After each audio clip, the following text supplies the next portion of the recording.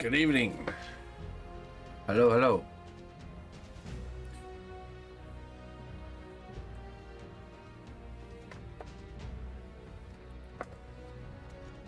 How are we all doing tonight?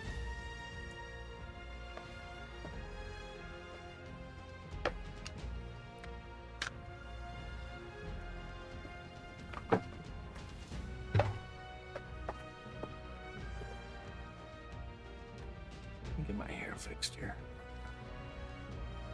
Combing a little bit. All right. We're working on our mouse fella here. This evening. There's a good chance we can finish the character tonight. Just got done living the dream. Oh yeah.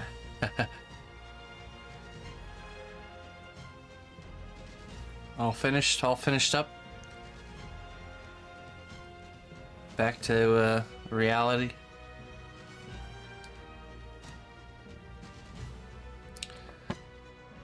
Hello, Libardo. Hello, Michael. And Peter. Finished leg day. On a sculpture or on your actual legs?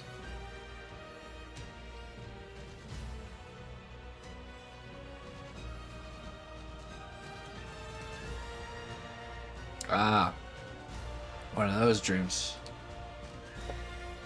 They always said you want to live the dream. They didn't tell me what kind of dream it was gonna be. Your poor actual legs. You'll feel that tomorrow, huh?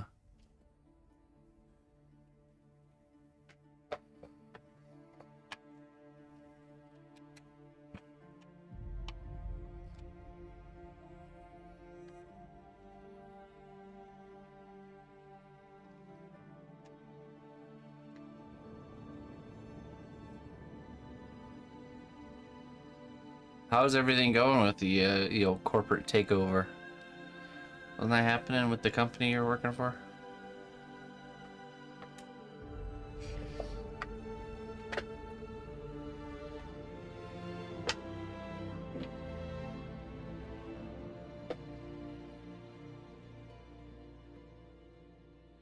It is. It's Thursday. We're gonna let's start by doing the underside of this, and then we're gonna do the part that goes around the front, and then we're gonna do the ammo pouch, and we're gonna do the fur on the back of the head and little touch-ups, and there we go.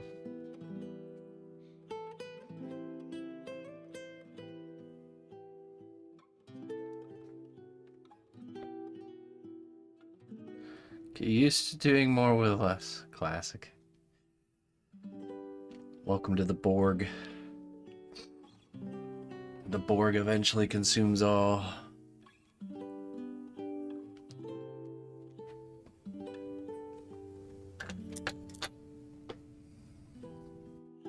Not me. This is a Borg free zone.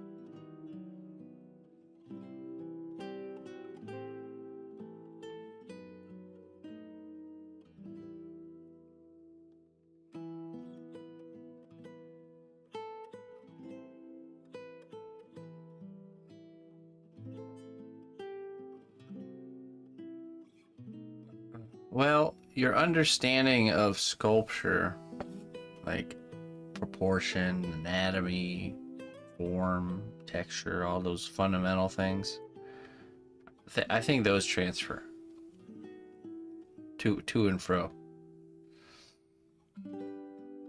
What doesn't transfer is your knowledge of tools and materials. Same thing both ways. I know how I want something to look. I know how to achieve that traditionally. But if you sit me at a computer with a digital tool, I'm not going to know how to get the look I want. I'm not going to know how to execute it because I don't know the tool. It'd be the same way around, I think, for digital.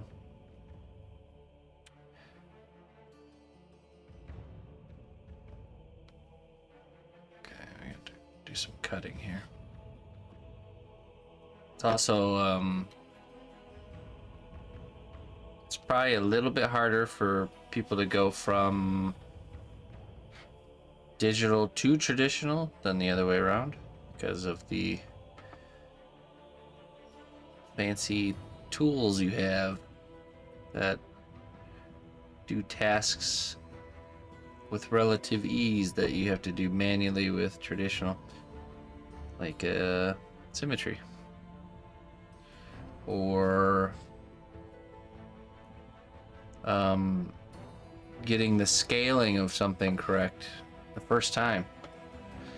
That's probably the biggest tool that I wish would exist traditionally, which is like if you make something like an asset and the size of it's not quite right, you can just shrink it or make it larger.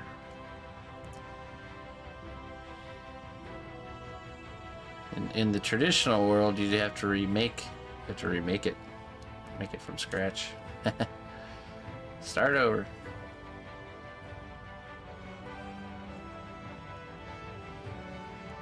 Control C, Control V. Yeah. Yeah.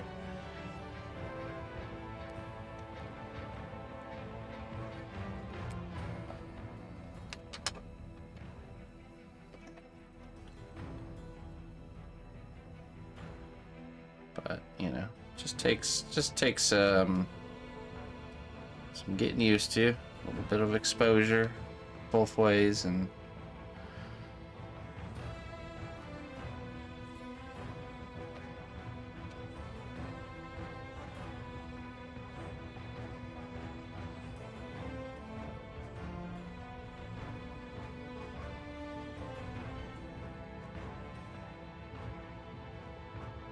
yeah, right. Oh, trust me. I always create nightmares for myself with painting. Is that a wire right there? How did we do this?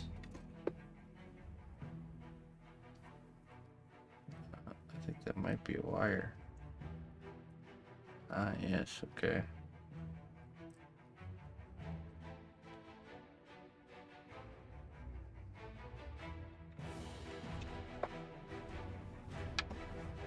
Need wire cutters.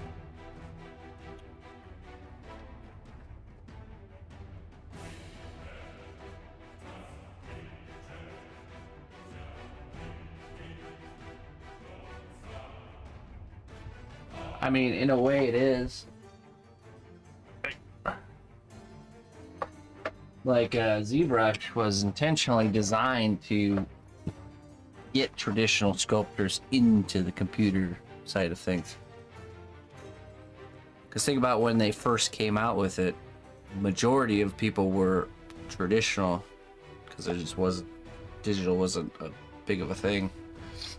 And they needed to get people to come in. So they designed the program to feel as similar to the traditional experience as they could. So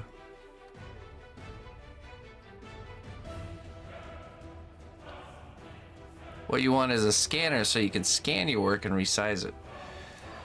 You know, I actually have experience with scanning. It's not as easy as you would think. It's actually very difficult to get a good detailed, clean scans, you know, 3D scans.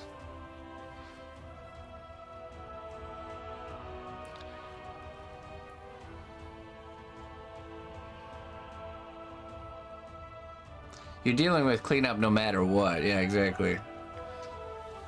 But it's not easy. It's doable. And any machine you can just buy that's like a scanner machine, you know, like an all-in-one thing setup. It's usually pretty expensive. But I'm sure that'll change just like everything else eventually.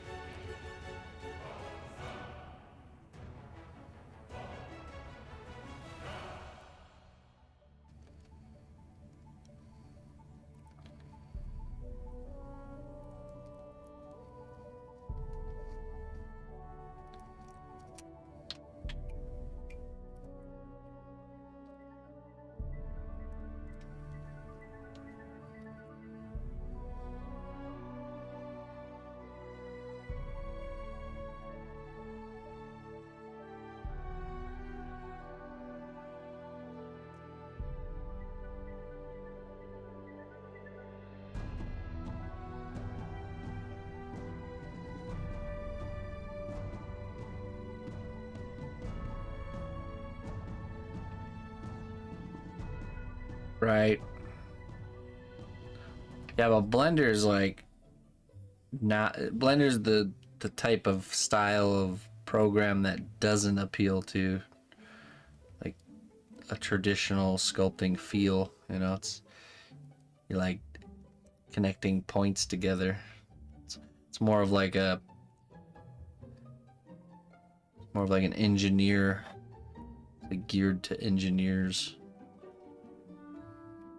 Actually, a long time when Blender was in beta, a long time ago, I actually was messing around with it when I was like 12 years old, like doing like full-blown animations and stuff too. I was really into it. I don't know why I stopped. Probably got distracted with sculpting.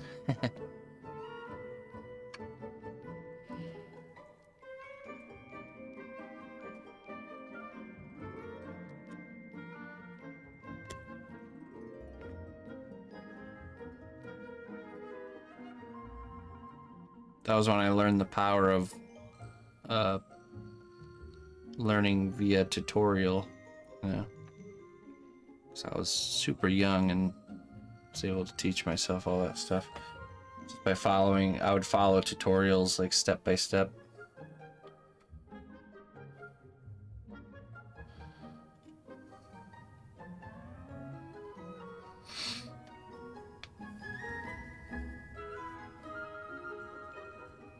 Okay. The spastic panda. Nomad. It's just kind of Apple's version of ZBrush, kind of.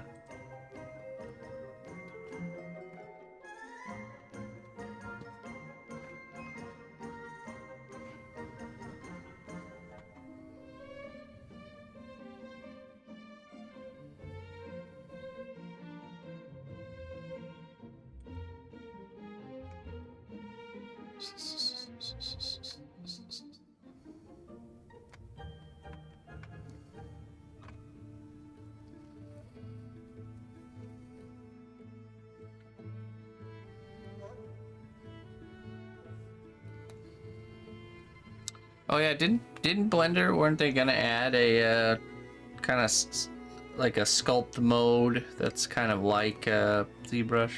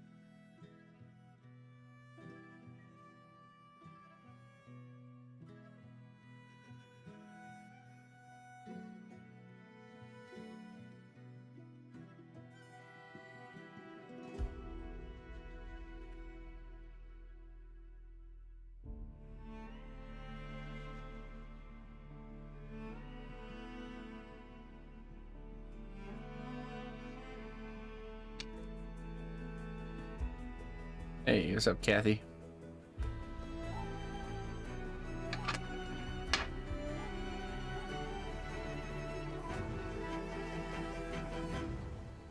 It is.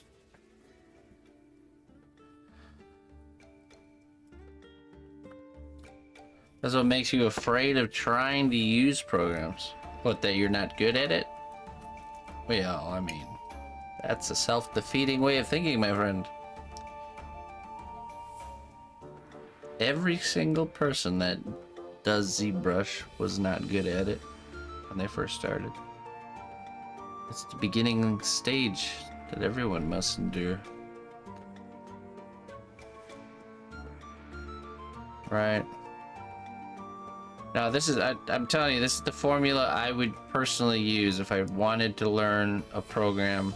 This is exactly what I would do. Then there's so much of this available. All I would do is find tutorials that I could follow along with, where it's like sculpting as a guitar or something like that, and then you just follow along step by step. If it's a video, they explain the step, you pause it, you execute the step, then you unpause, and you just do that. Every time you do a tutorial, you'll pick up a bunch of new stuff. And that's it. That's all I do. There's so much free resources out there, YouTube and all that stuff. It's a golden age for teaching yourself stuff. It really is. Although it is nice to have somebody, you know, give you like a sit-down class that you can follow along. Someone to ask questions to. But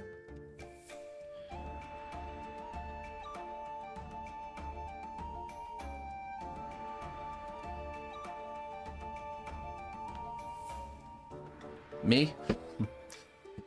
Not a ZBrush resource. But I do, yeah, I do provide a resource for anyone wanting to learn traditional. At least in the way that I do it.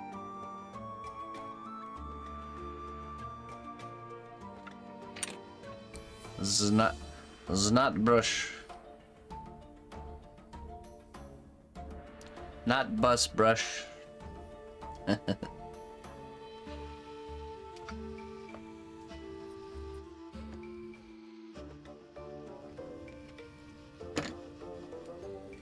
That would be my program name. Not bus. Not bus 2.5.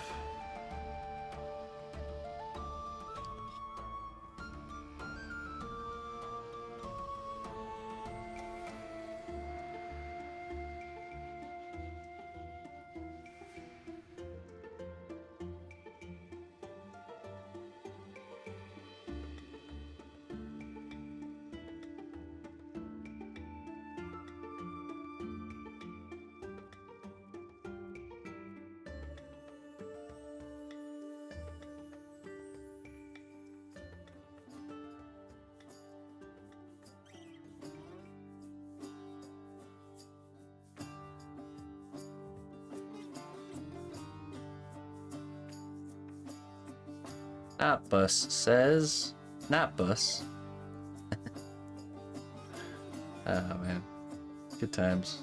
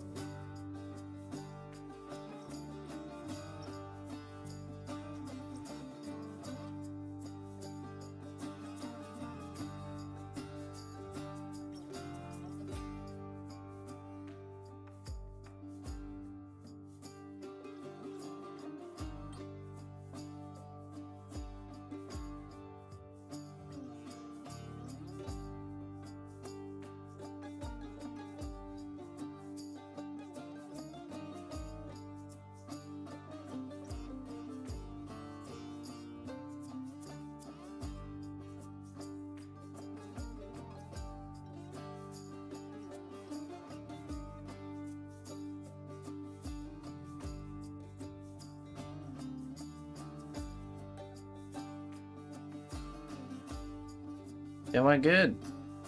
Got done with stream in the morning and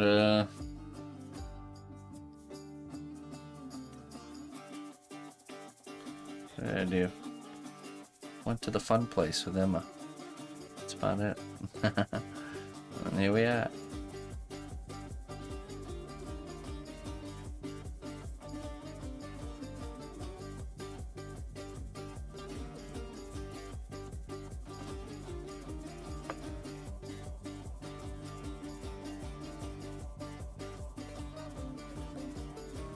She have pancakes? Not today.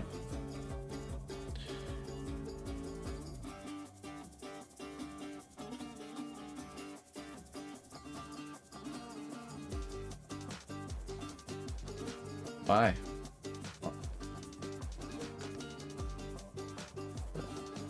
No, it's an activity center. She made me climb the tower with her, as per usual. There's like this wire platform tower that goes all the way to the second story of the building. She likes to want to climb it, but then likes to get stuck in the middle and forget how to climb when she gets halfway up. So I gotta go climb up there with her.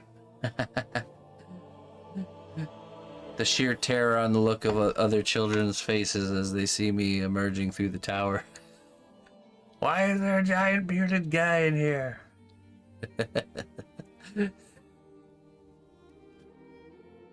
She does it on purpose every time. I told her this time, like, I said, I'm not climbing the tower with you. You go up there, you're gonna have to figure it out yourself. Sure enough, I was climbing the tower.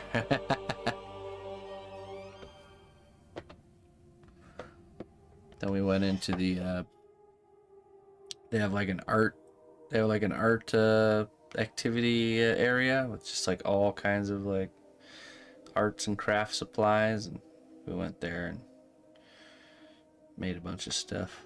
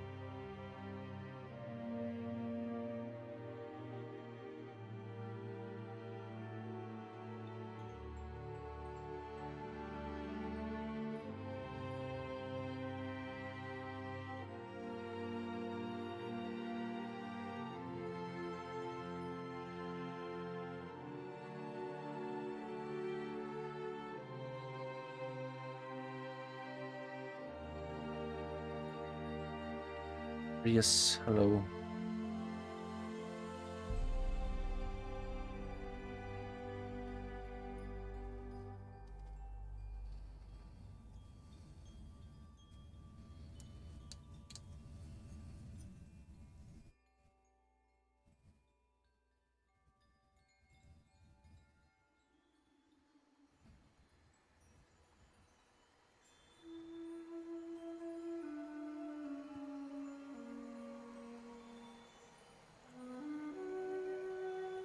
I've been actively sculpting for about 15 years now, consistently.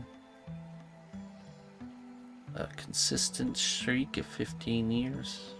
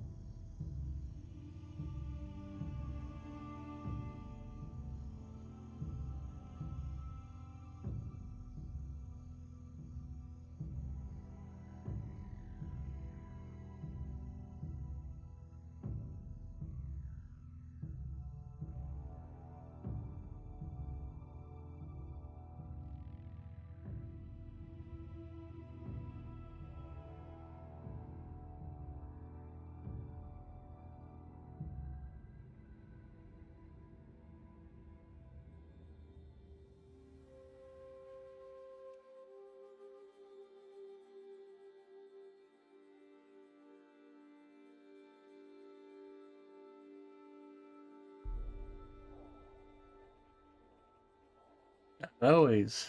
I can show you a box of hands I have. Hands that were either too big or too small.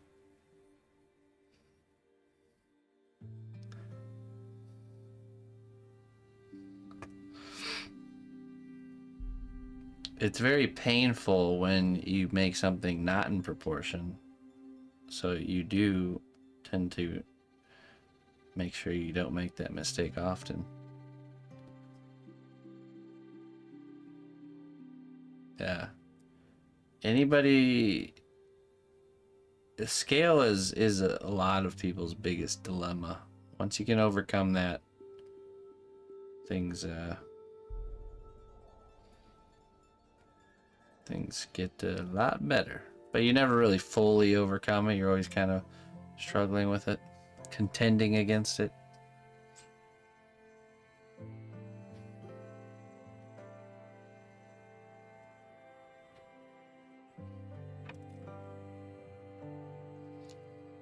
Right, calipers, just really refining your eye to see if something really is looking on or off proportion. Just takes time. Being honest with yourself, that's one of the biggest, probably the biggest hinderers of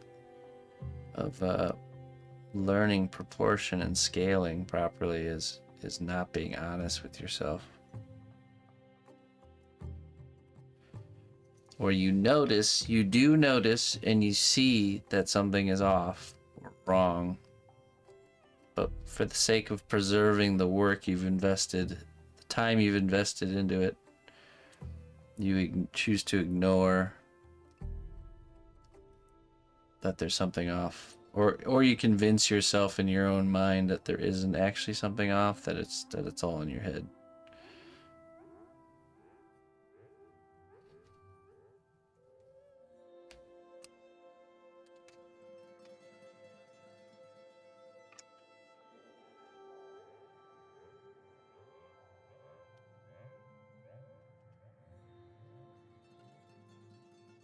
Really? Yeah, same over here. My wife is very, just bam, she'll hit me right in the face with it. She'll just sock me right in the jaw as soon as I show her the piece. If there's anything that's off or wrong, just like bam. No sugar coating with her.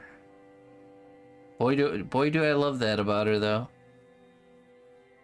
Hate it in moments, but afterwards, it's just a really good thing. It's a wonderful thing.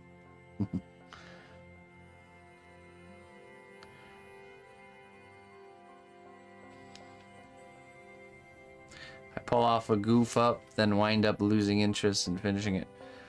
Right, you're dodging the pain. You're avoiding the pain of having to fix the mistake.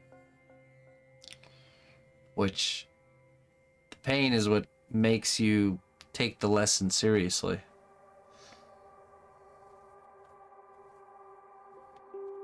It's very vague about what is off. He's just like, I don't know, something's off. I don't know what it is though.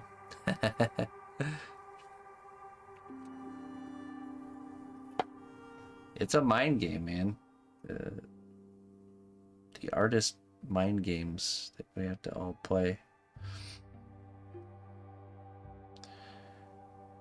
The path to defeating oneself.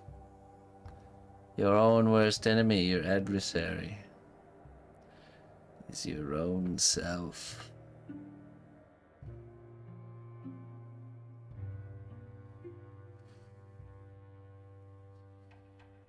It's getting there. Just keep fiddling around. You'll get it.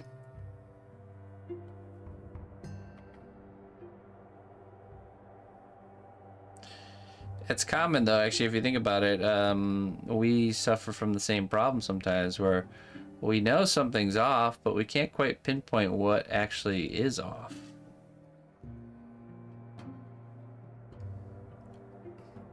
Or you'll have this struggle of, now I know what is off, but I don't know the path to fixing it. What do I need to do to fix it? These are all the hard questions to answer.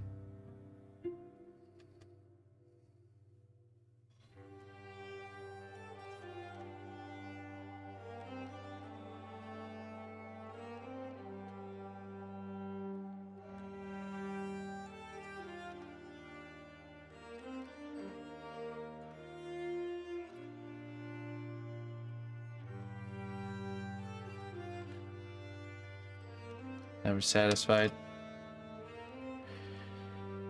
I mean, that could kill your mojo too. You gotta be careful with that.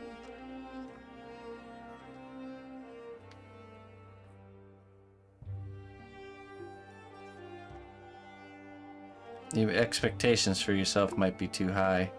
What you have to do is just make the commitment to go one step further than you went before. That should be your goal. That should be what you're shooting for.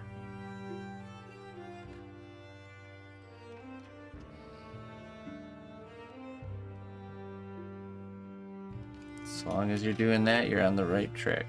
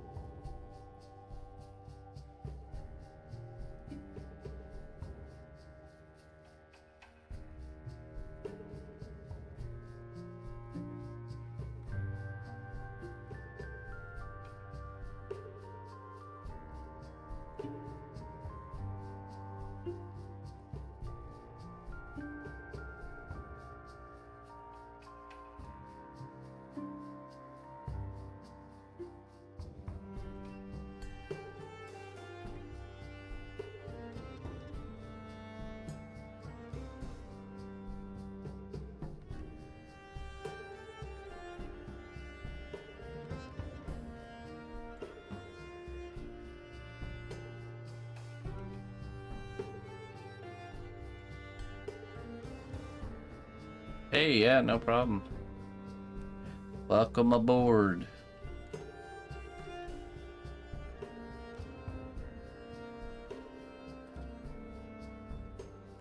Direction is more important than magnitude.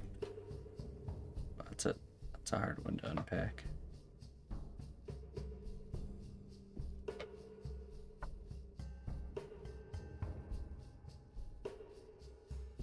Like, as in, like, the scope of the piece. The direction of it is more important than the size.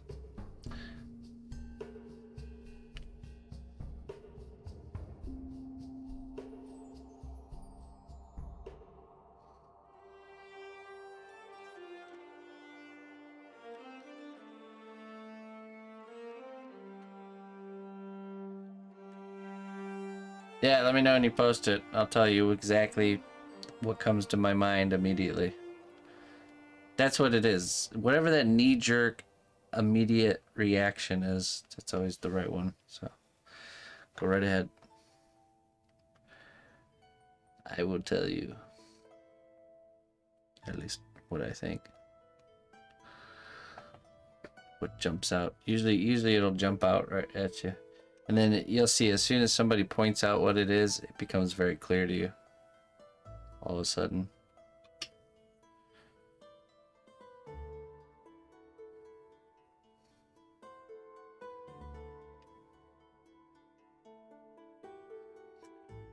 Yeah, you're right. Yeah, exactly. You're never gonna make your you have to realize you're never gonna make your masterpiece. You're never gonna make the best piece you ever made. So don't have that as your goal mentally. You know, it should be, I'm gonna make this piece one step further than I went last time. You know, just one step better. That nice steady forward momentum, progression. Sometimes you can kill your passion by putting too much focus on it, trying to improve drastically, you know.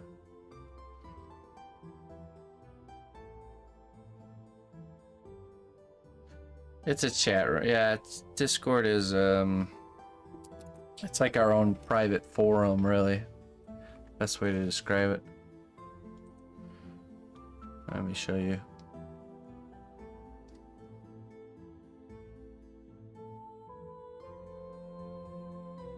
Just give it a second. It's loading.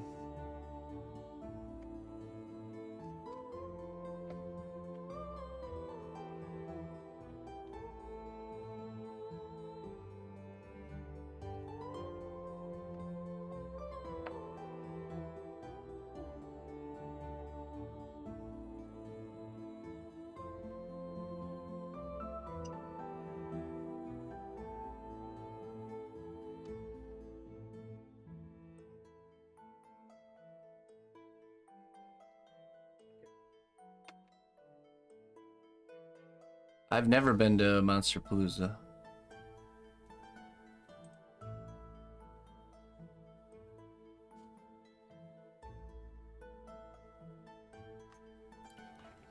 You can download it's like a client, like an application. This is what it looks like. So here's, all these are different channels, see?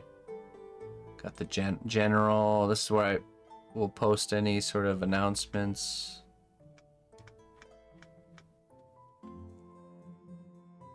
We got, you know, you can post your animals. Ah, that's cute. Morph's got a bunny.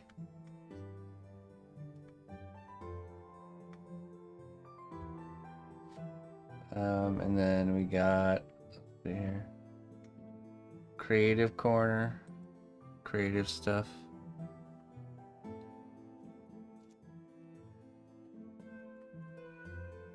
Hey, what's up, Asher? So post your creative endeavors here so we can check it out. Oh.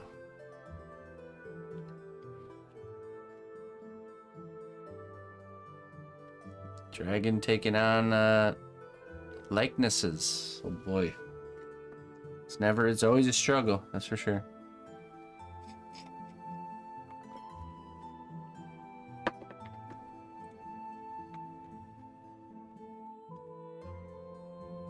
Little sun inspired you. Okay. Looks cool. Little robot design.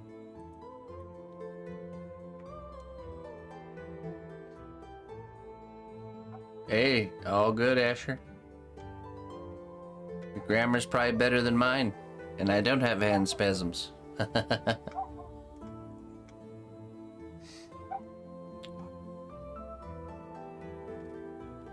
let's see what we got here. Red ticket.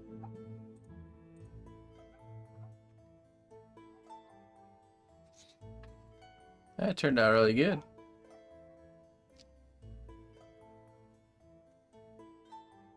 Cool.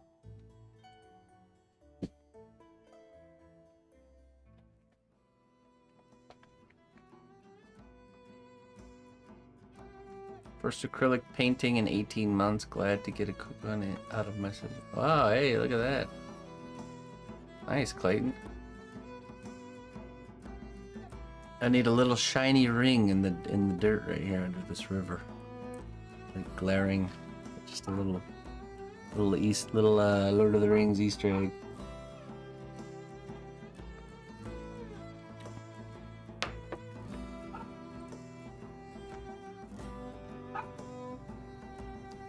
Oh, someone's at the door. I'll be right back.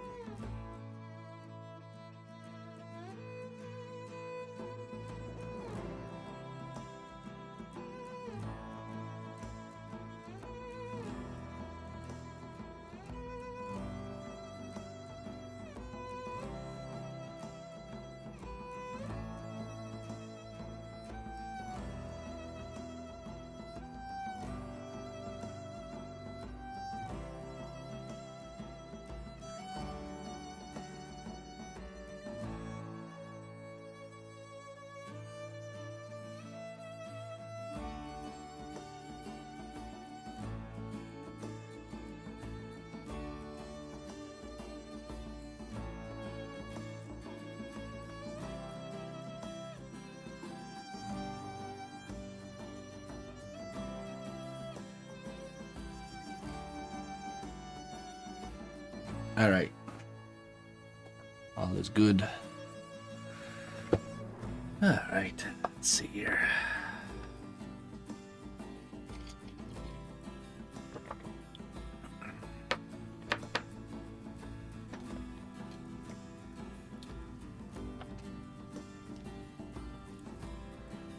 Spine surgery. Ooh.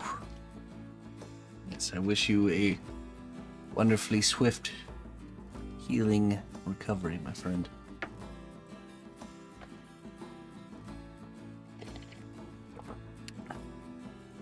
Some tea.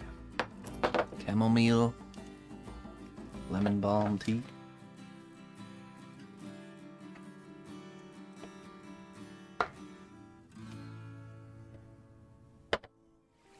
Hail, noble ally.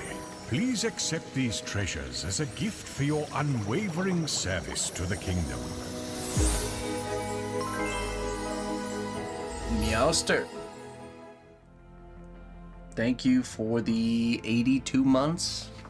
Tier 2? You better get your wisdom here before you leave. Alright.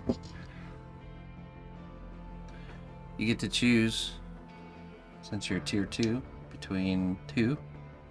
Aging potion or dragon tears? What do you choose? Meowster. The right one. Okay, dragon tears.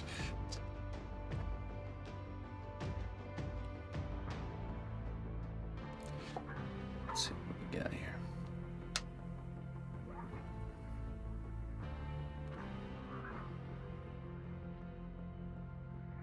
Thistle and St. John's wort. Milk thistle. Your journey is yours to write. Don't let anyone else hold the pen. Make your story a masterpiece. Meowster.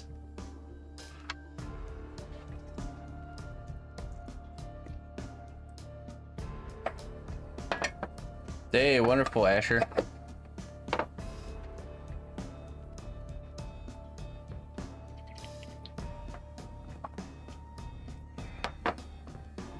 Well, when you got something to show, if you want to come on into the Discord and show it, I'd be more than happy to check it out.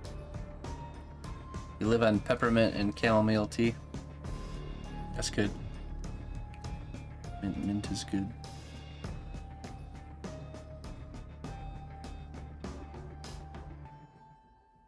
Oh, okay. Saradini posted. Let me see. That's right. I forgot what we were doing. Where did you post it? Oh, costumes, nice. Is that Fortnite stuff?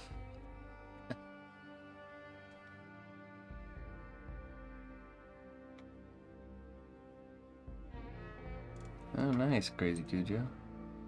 Looks good.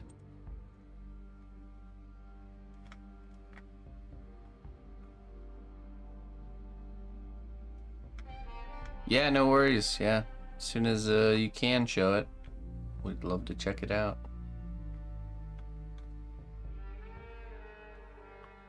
Oh, that's right.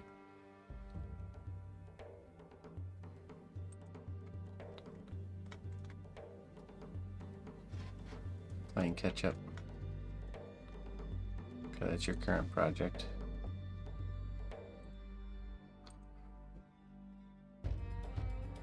Don't hold it in the sun, it'll melt.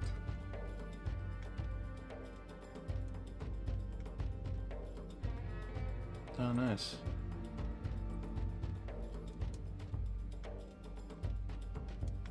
Is that a resin cast?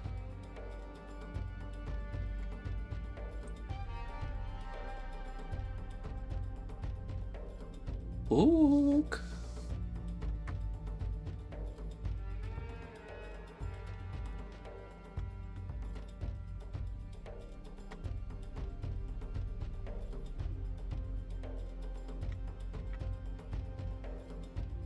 Making sunken treasure chest gift box, okay.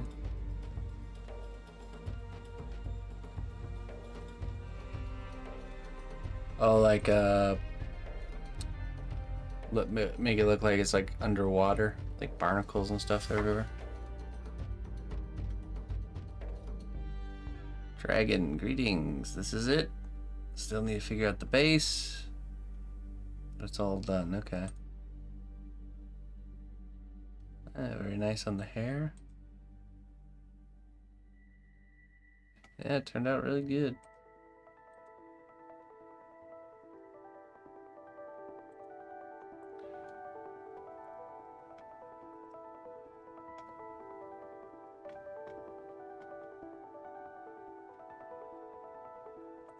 Oh, that's good. That's a nice looking chessboard. Yeah, it looks really nice. Kind of looks like a little dungeon floor. I like it. Well, that's small.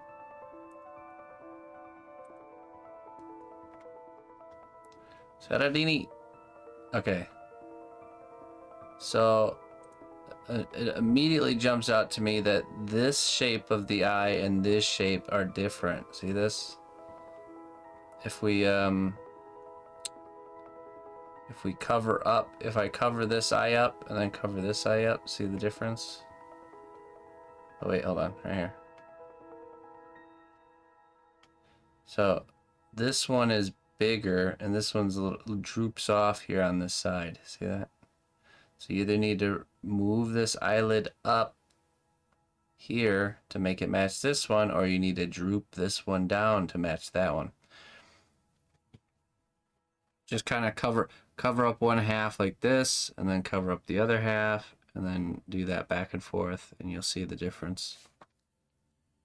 Just pay attention to the silhouette, the line of the eye, the lines of the eye, okay?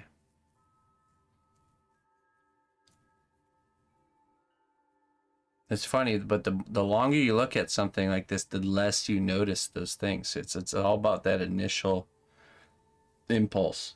So, and the thing about eyes that makes it hard is that we tend to be very like soft because we don't want to mess, because it's so hard. It's such a delicate area to work on that you don't want to mess it up. But you have to be like bold. You have to make these drastic changes till it looks right. So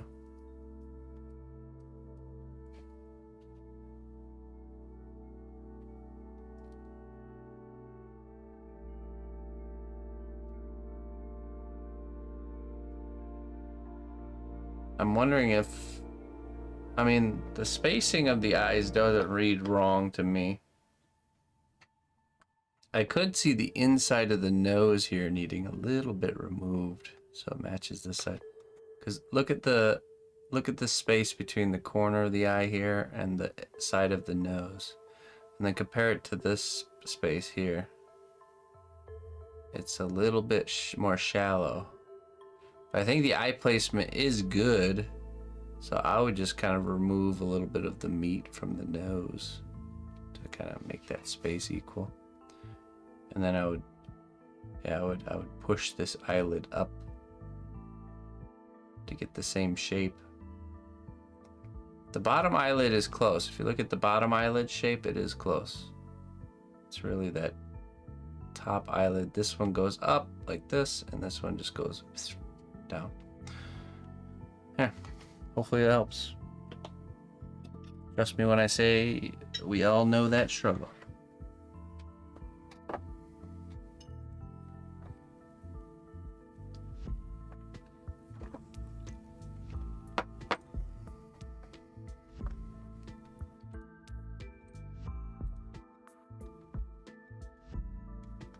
Oh, nice. Mook just posted some stuff.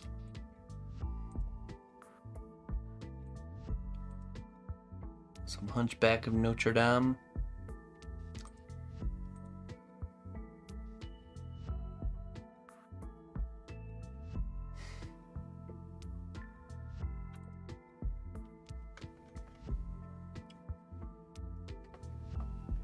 Hey, what's up, Maggie?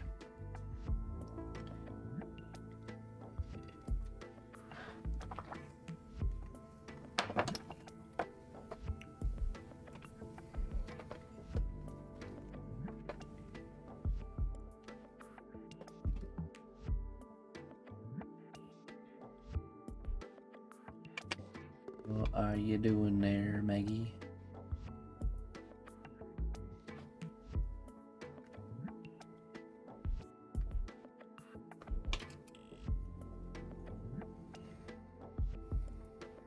Just painting, hey, that's alright. Nothing wrong with that.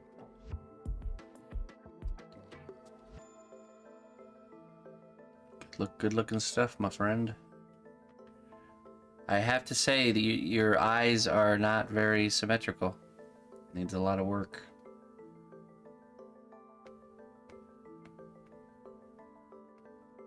One eye is just really way off. It's just so droopy. I mean, look at this. Let me show you here.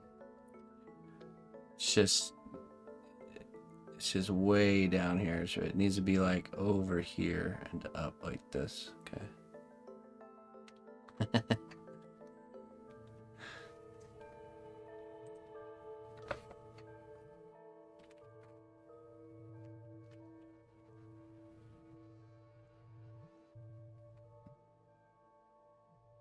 Husband's got the droopy eye.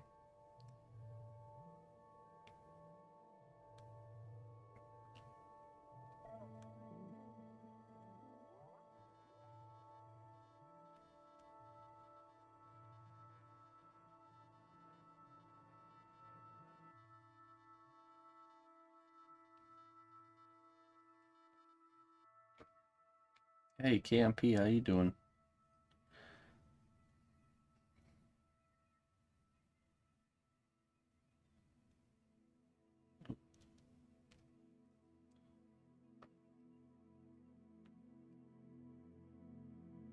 Hey, Rob.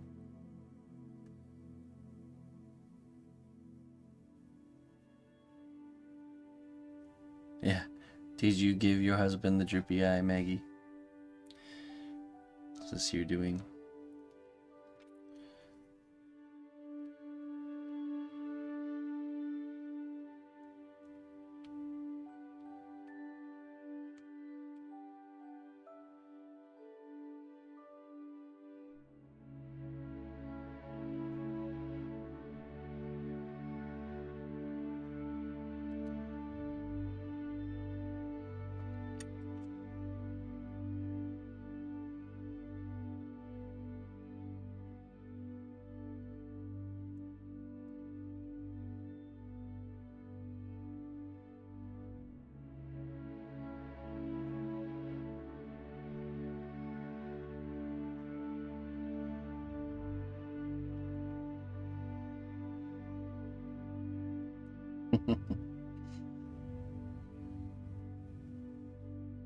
I'm very much an eyebrow raiser. My wife can read exactly what my brain is thinking because of my eyebrows and my forehead wrinkles. It's not fair.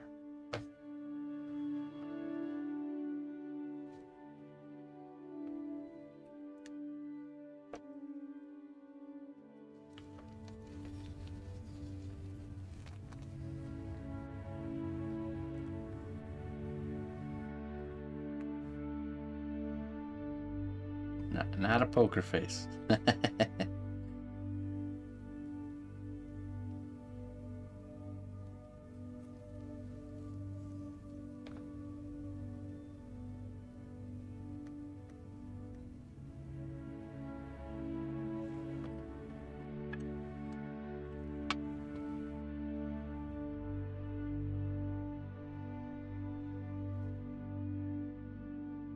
Phew.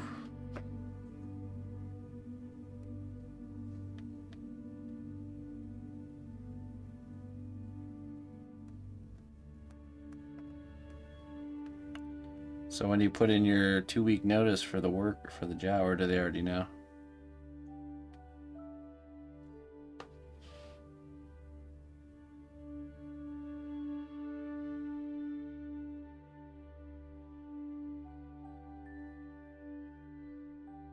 Oh, okay.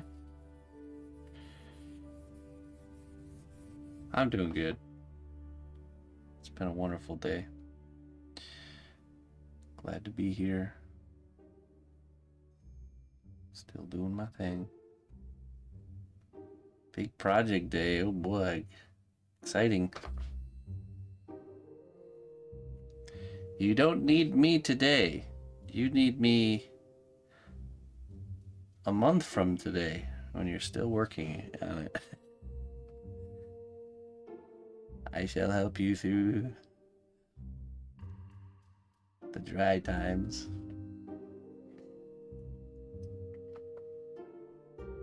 The plant does not need the water after it has just rained.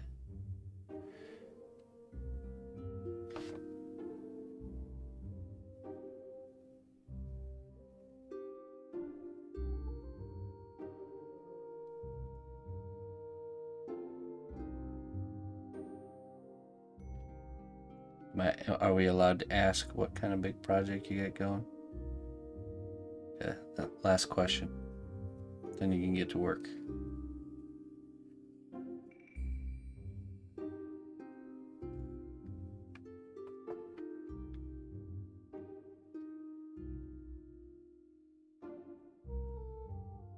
Oh, okay. A week-long sprint, huh?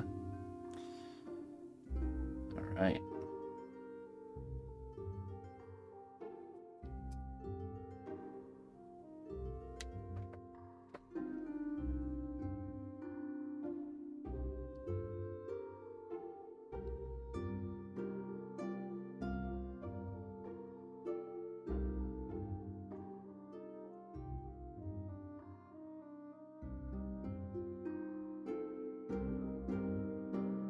Gracias. Estratax.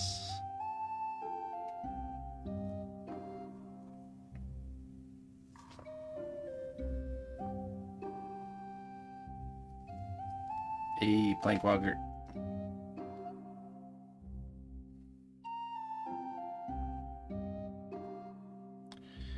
Hey, hey, hey.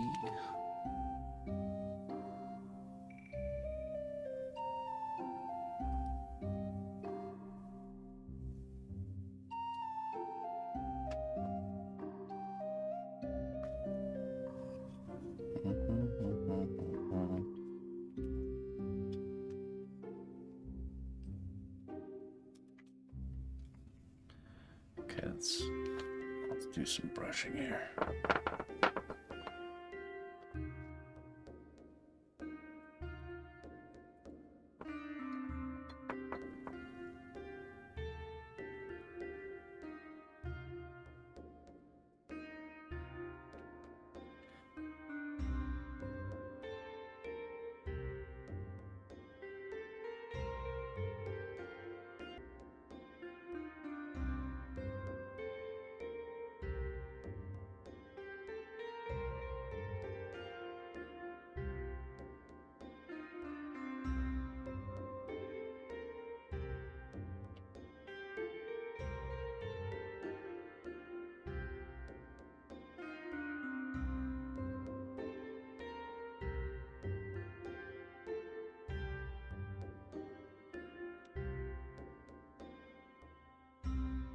Okay, that's cool.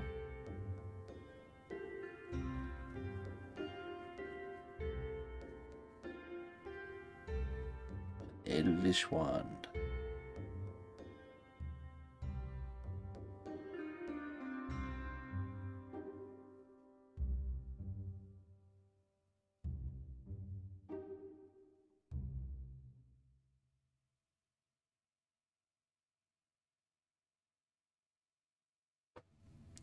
Well, in order for it to really become an elvish wand, it has to be found in a troll's cave. And then Gandalf has to have some sort of crazy name for it. The backstory and everything.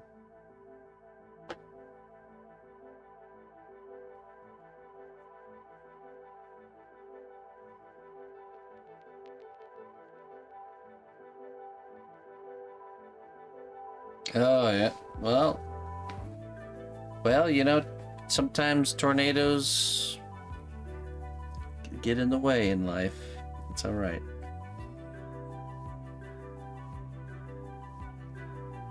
It's a very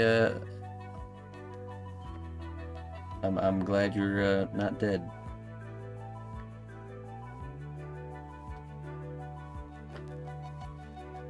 Crazy, man. A lot of people getting affected by tornadoes this year.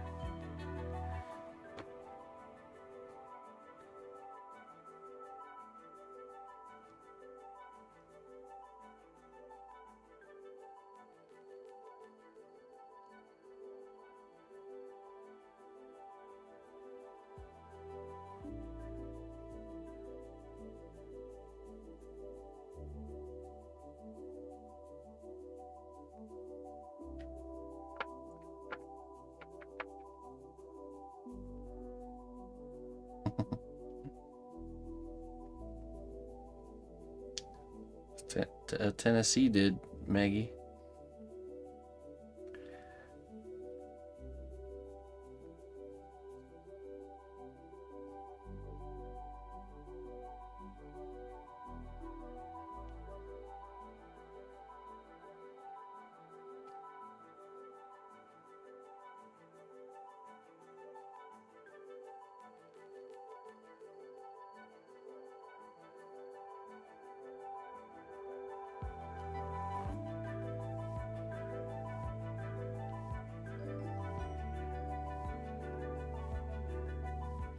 Greetings, fellow adventurer.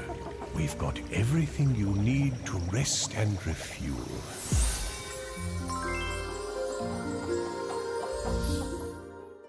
Atomic Ben.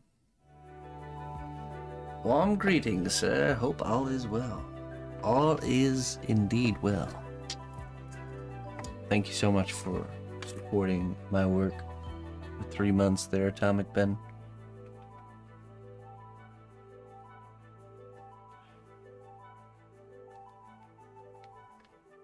Let me get you some wisdom. Oh, aging potion for you. Gonna feel a little bit older after this one.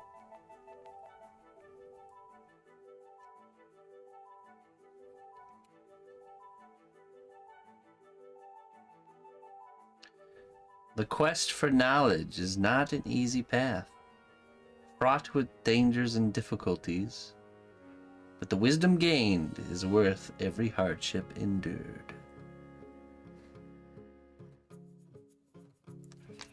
It's like the definition of aging potion right there.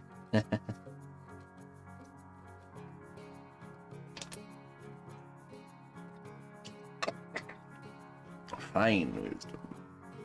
Yeah, sure.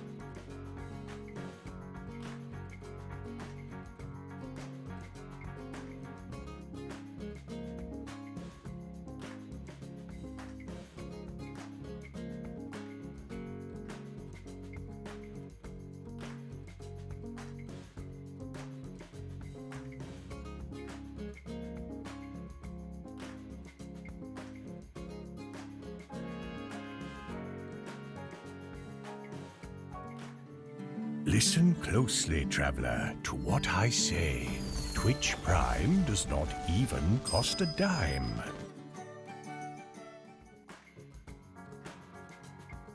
I've done a wand, yeah.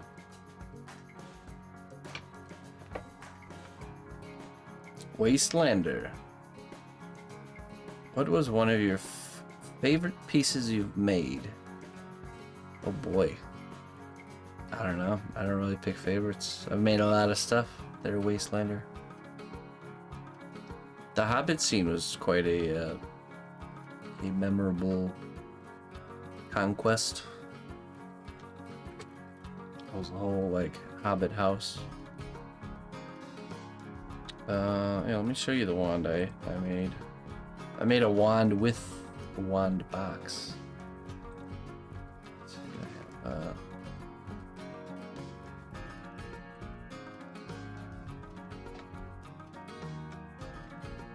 That's here.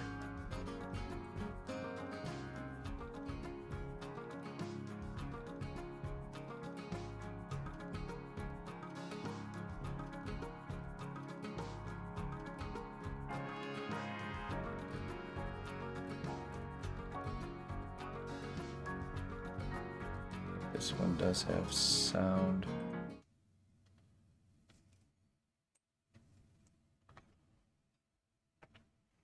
Movie time. Oh, wait a minute.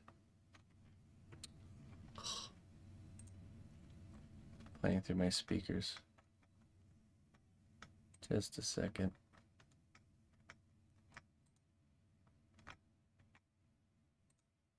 Change to this.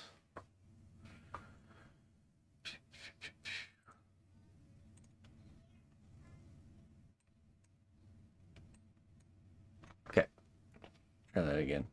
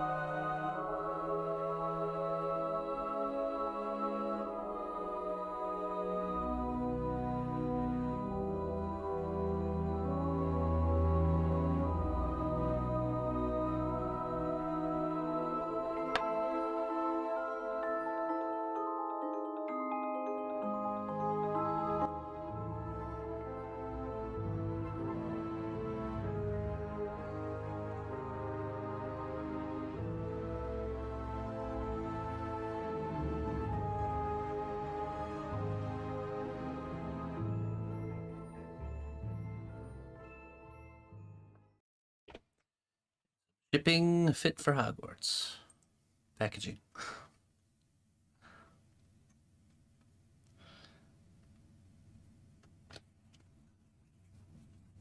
Okay, back to the music.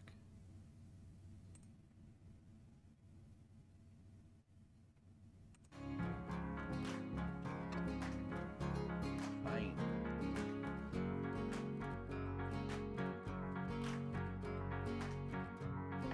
Hey, thank you.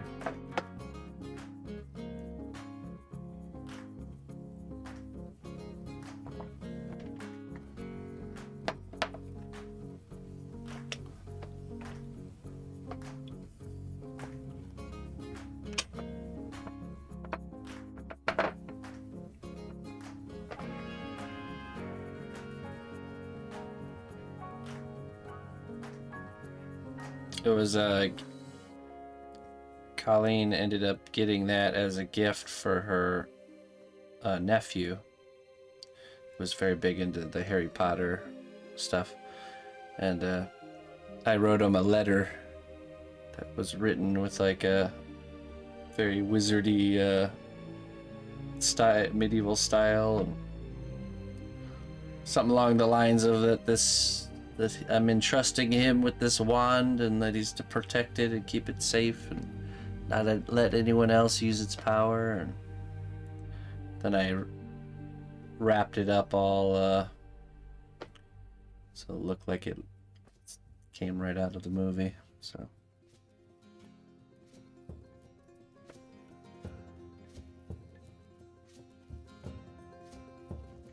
to this day, he's not let a single soul touch the wand. have been informed.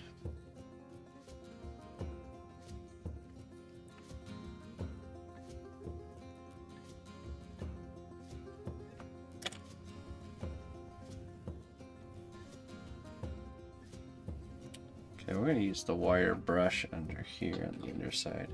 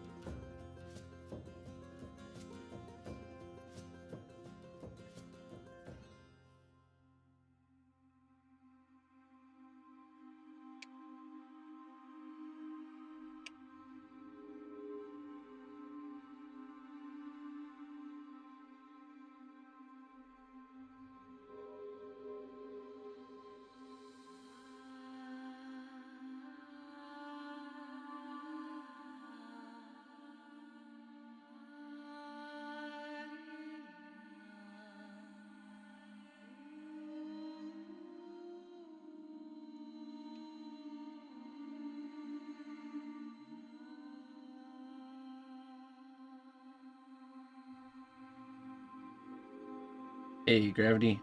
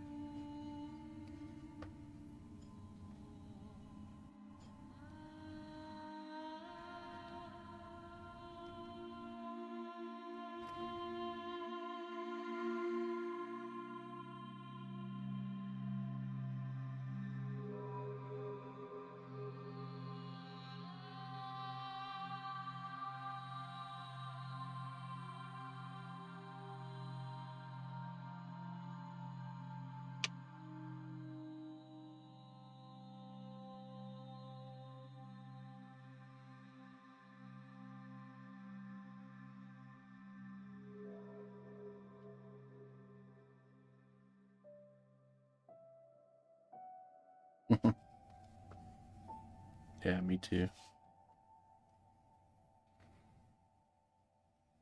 It's better than me too.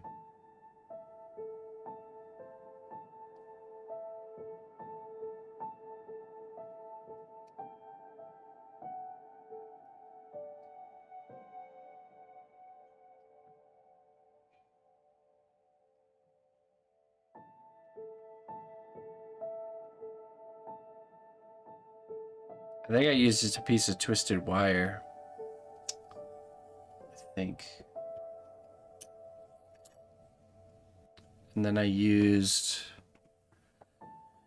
a glow in the dark, because that it had glow in the dark aspects to it. I used glow in the dark clay as like a base wand shape layer, and then I just did like a layer on top of that for the details. Sculpted one half at a time.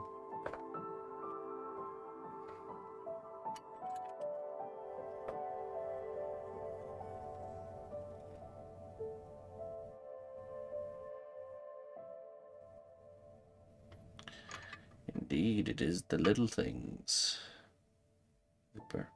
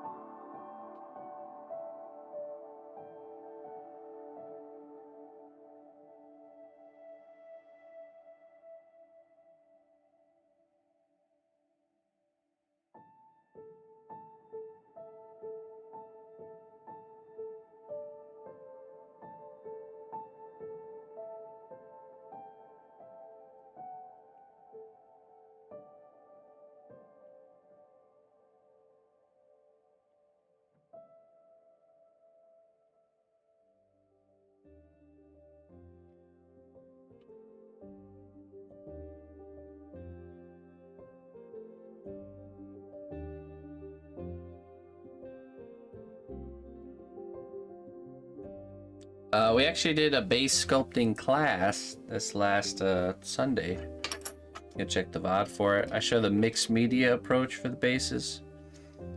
I do both mixed media and I do just like clay.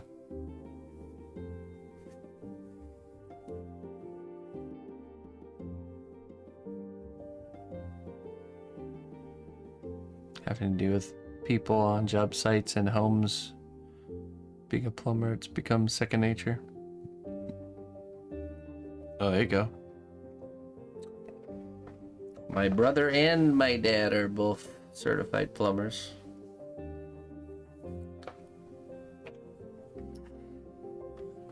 I'm a amateur plumber by proxy. Picked up a few things over the years, just a few.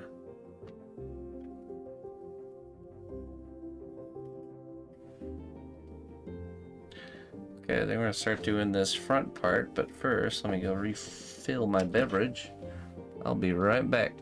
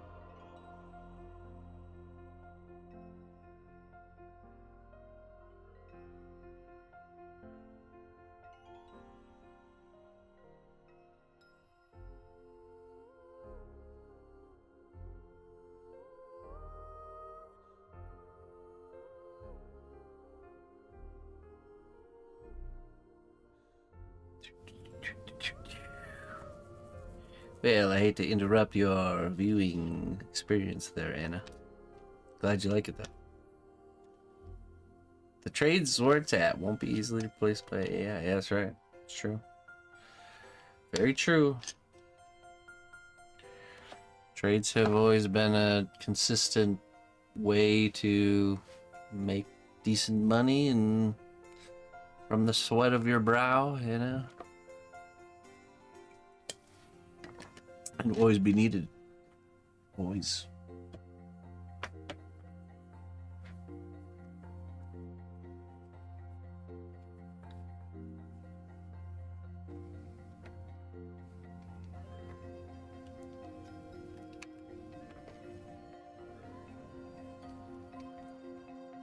Three days? Yeah, I think mine's completely dry too. Probably took about 3 days. You're right. Many years of digging holes and laying pipe. Are you a machine operator too, Gravity? That's what my dad ultimately was for the majority of his trades career. He just recently retired, so.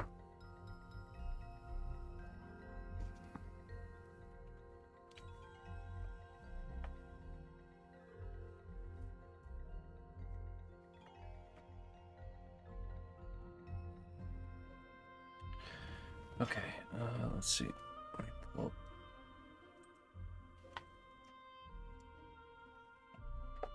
okay, we're gonna do the scarf on the front part here.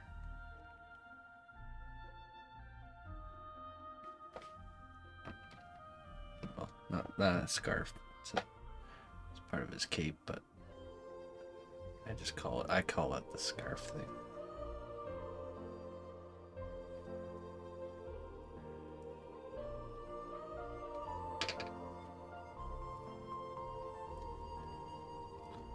I do, yeah. Well, I started to. I do, not a drawing, though. I do a clay sketch. Here's the sketch.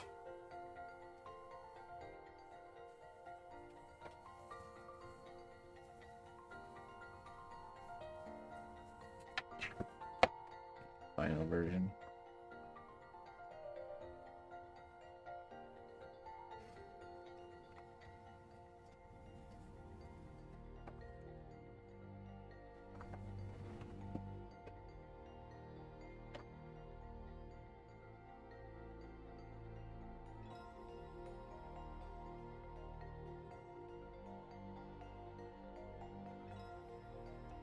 Oh, really, campy? That's cool.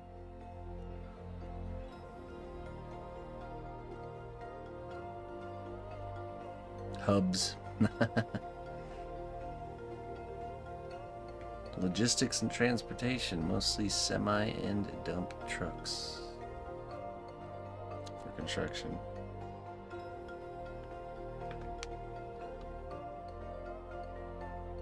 Right.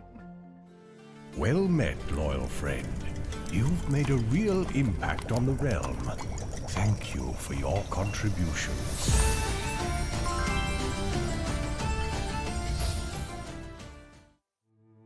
Mitty Mew, 1 year of support. Thank you so much. On this anniversary, I wanted to thank, hey, sorry about your face, for a year of your lovely sculpting and emotes. Hey, Mitty Mew. Thank you. Get you wisdom here.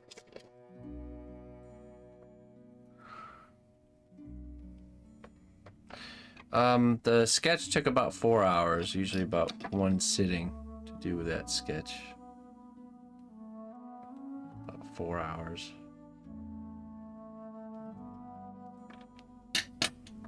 Okay. Let's see what we got here for you. Yeah, that's cool, KMP. My dad was in the trades since he was like 18.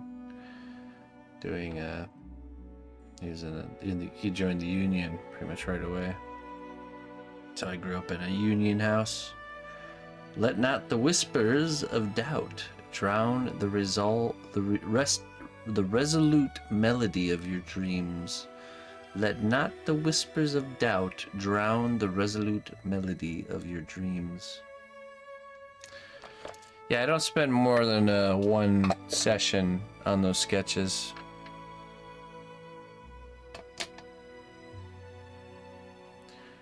Does it have to be a sculpt sketch, or would you ever go straight from a drawing to clay? Well, see, I don't draw, so me producing a drawing doesn't help me in any way. So I sketch with clay, because I can sculpt, and I find more value. The sketch for me gives me like a trial run at that character, and lets me foresee certain things I need to change or address. It like gives me the advantage of hindsight without actually waiting until after it's done to get it, you know, so.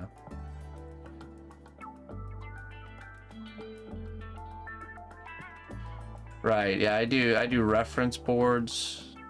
I'll do a reference board, and then I'll come up with my pose idea and stuff like that, and then the sketch is like a proof of concept.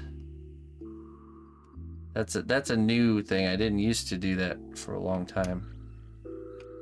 Definitely a newer aspect.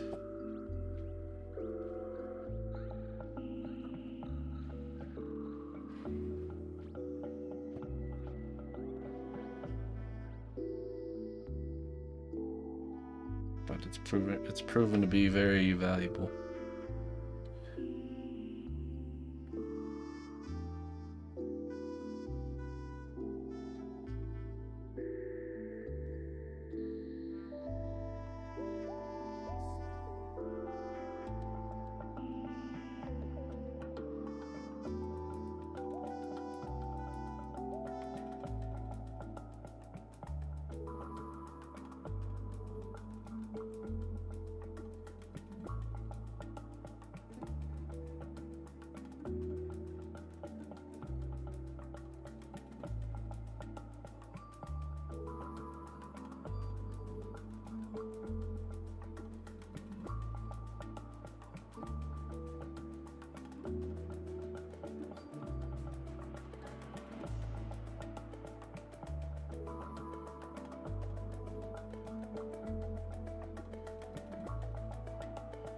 I didn't do a sketch for that, no.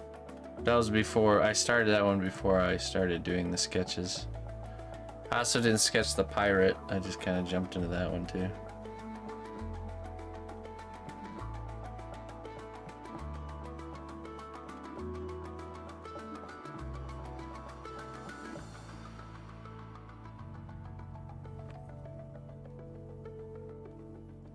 The point of the sketch is to save time, to save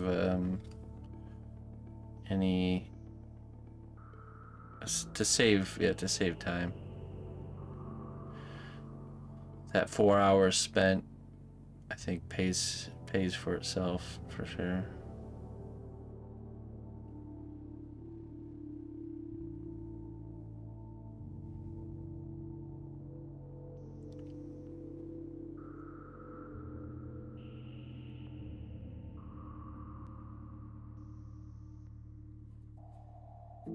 Banishers, yeah, that one didn't take too long. It was what, like a month and a half? The sketch took, I think the sketch for that one took 2 sessions because it was 2 characters.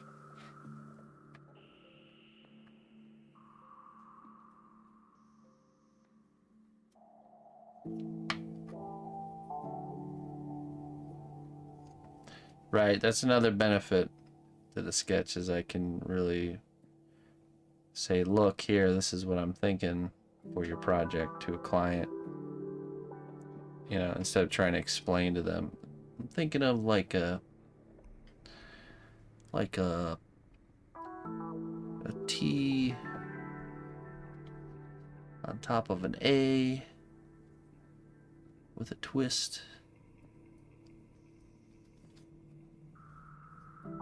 Yeah, it's definitely much easier to just say, here, Look at this.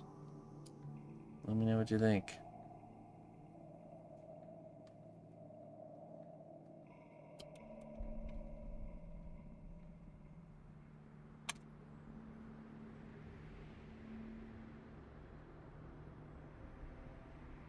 Hey, what's up, Funka?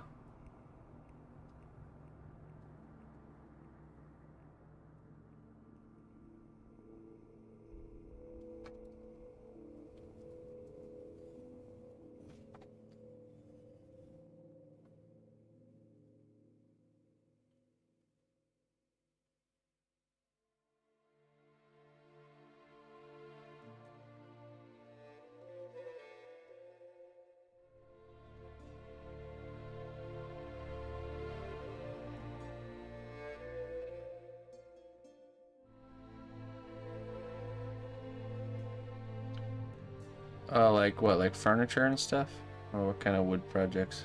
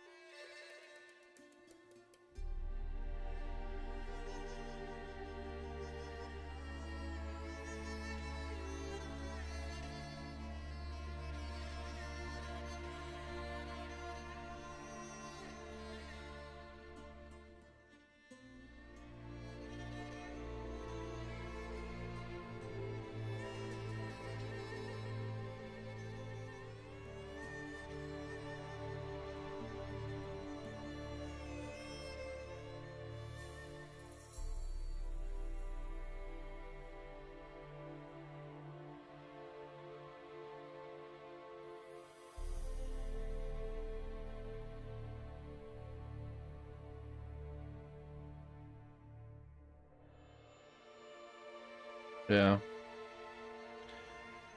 I build stuff like that too, and I always find just a simple orthographic drawing is usually what I'll do.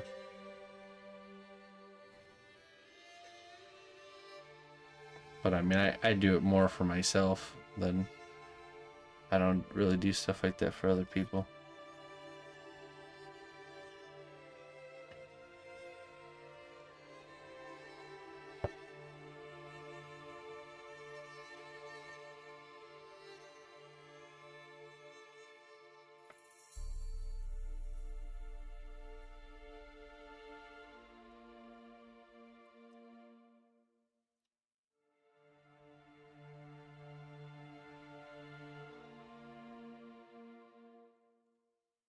Okay.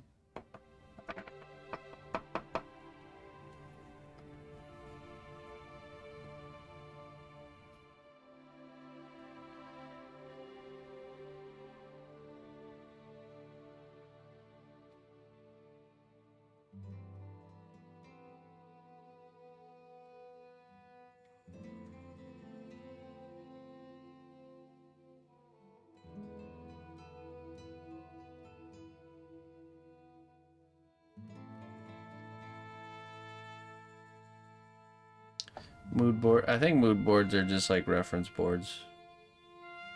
If I'm not mistaken.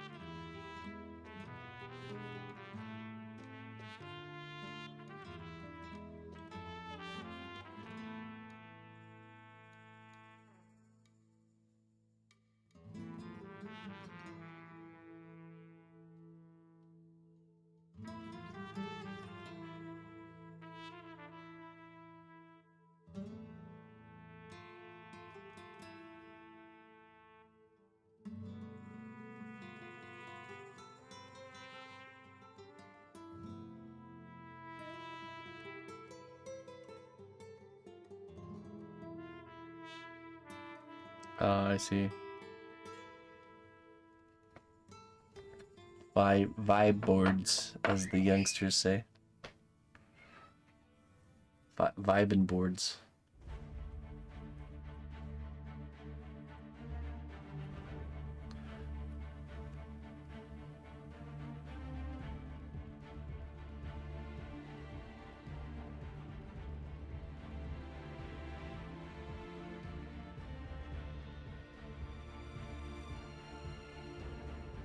Oh yeah.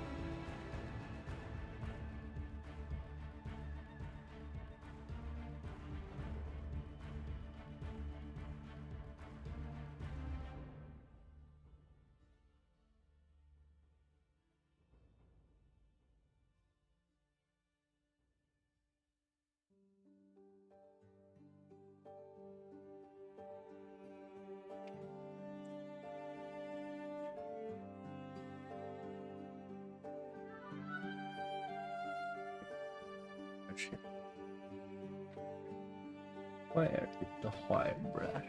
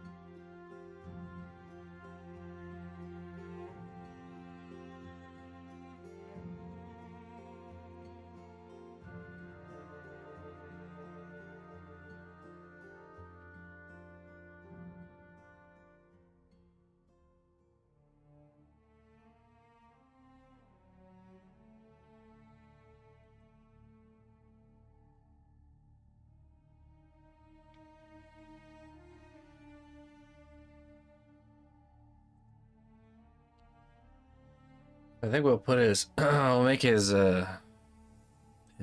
ammo pouch almost like a medieval coin purse pouch. Like a drawstring.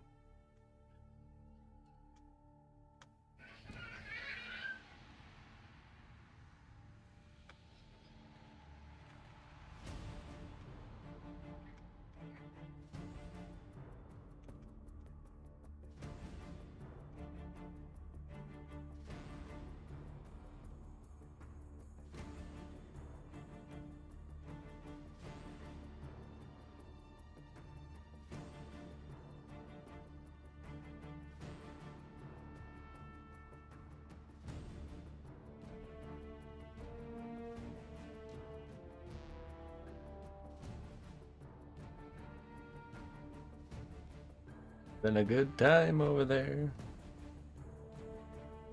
She's feeling good. Better. Much better. It's amazing what some good rest can do. Still a little exhausted today, but that's not bad. Better than yesterday.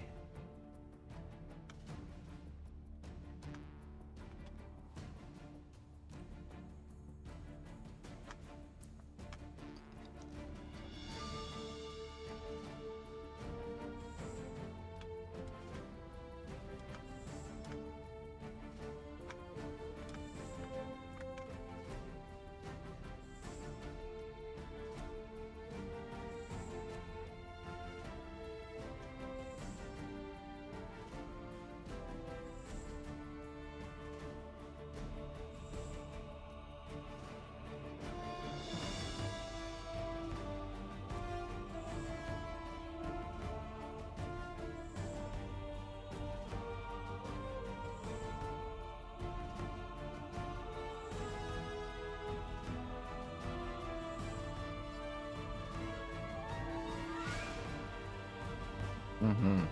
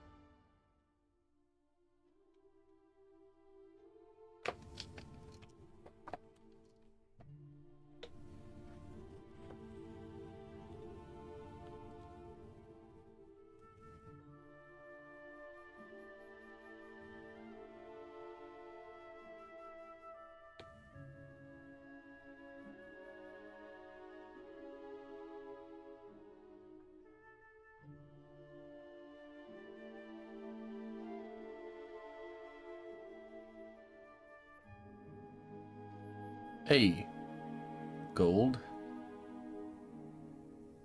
Thank you very much for the raid. Welcome. Welcome, raiders. Oh. Just want to kind of see how this is going to look here.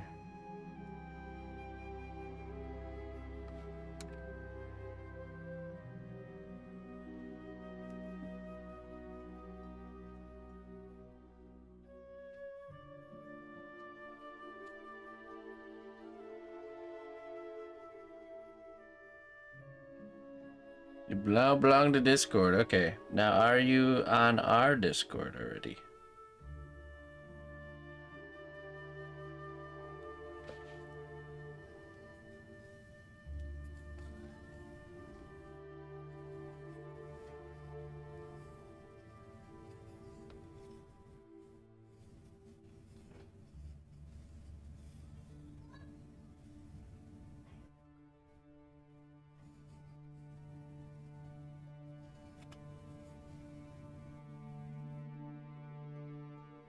Oh.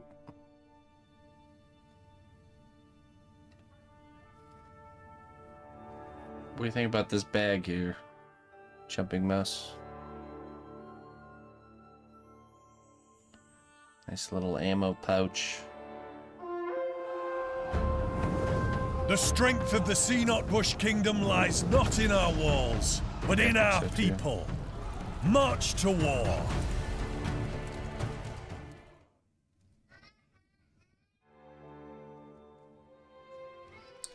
Reaper Miniatures, welcome. Hail, noble ally. Please accept these treasures as a gift for your unwavering service to the kingdom.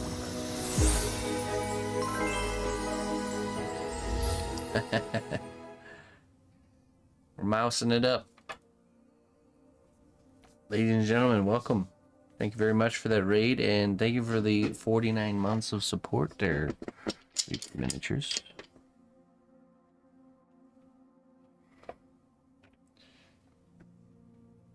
Get you some wisdom. Some wisdom for your troubles. Yeah, we're working on the mouse guard character here. Let me open this up here. Let's see what it says. Ooh. Life is like a medieval feast. It can be full of surprises, and sometimes the roast chicken is a little dry. But that doesn't mean you can't enjoy the company and the merriment of your fellow diners. That's right. Sometimes the chicken's a little dry. That's okay. But yeah, welcome everybody coming in from the Reaper raid. Thank you again very much for that, Reaper Miniatures. I do appreciate it. We are soak it in gravy, that's right. We're working on this mouse guard character. We just sculpted the underside of the cape, this part of the cape here on the neck, and now we're adding like a little pouch here, which we're about to get into. I'm not sure I even knew Reaper Minis streamed. Yeah, they do. Yeah. You should check them out there, Campy. They have all kinds of different things going on depending on the day. I can show you guys. Got this dragon right here you can check out. Give you another little sample of something. Another thing in the works.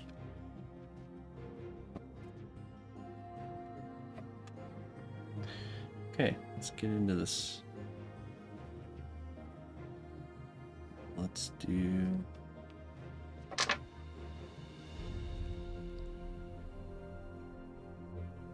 We're adding a little ammo pouch for him. He's got a hoopak weapon. It's like a slingshot staff spear thing.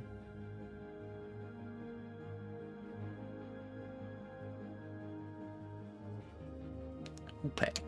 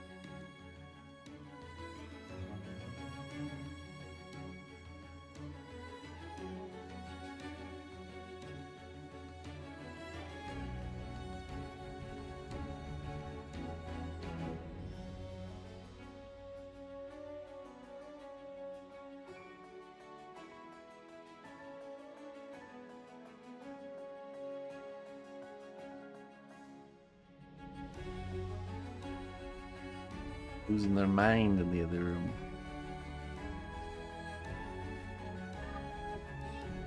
Probably, you know.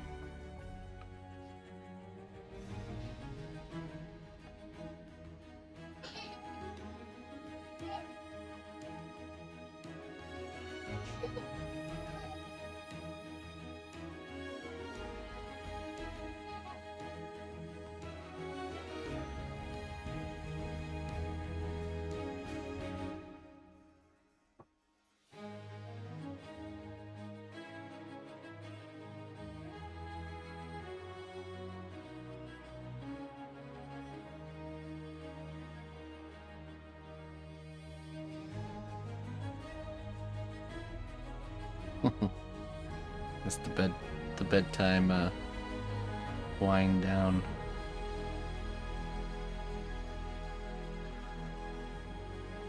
Her mother gets very active with her right before bedtime, giggling and running around, and she's getting all that last bit of energy out of the system. For us, not her.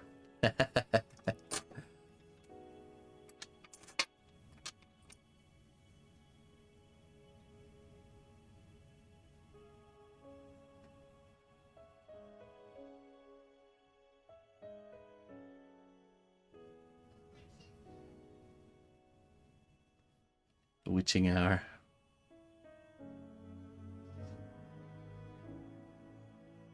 She's always been good at that, Emma, going to bed, but we also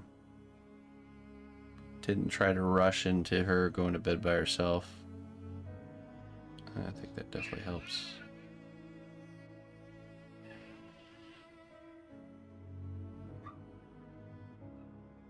She just now started doing that.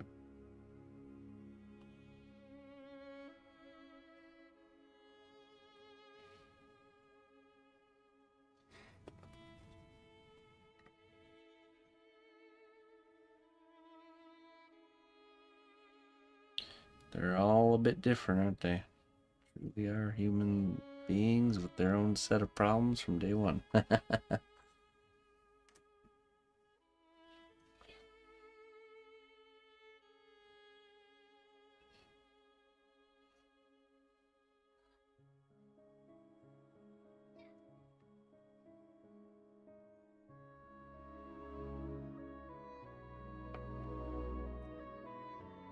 What's that?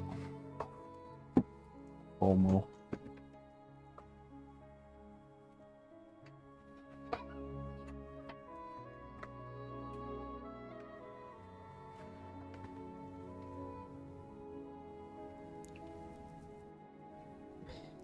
Fear of missing out. Oh, yeah. Yeah. The reality is it's true. They are missing out. Us parents are just having such a good time after it's bedtime for them. Eating snacks, watching shows, hanging out.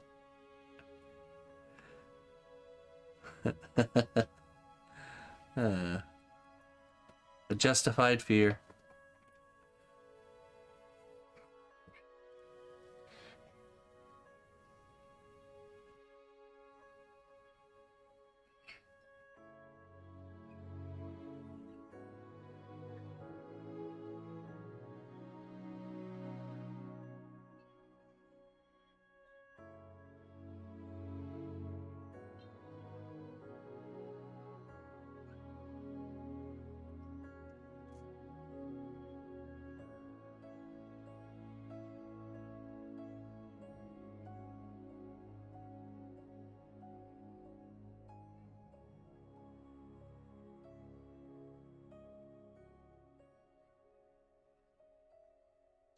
Tickled to death.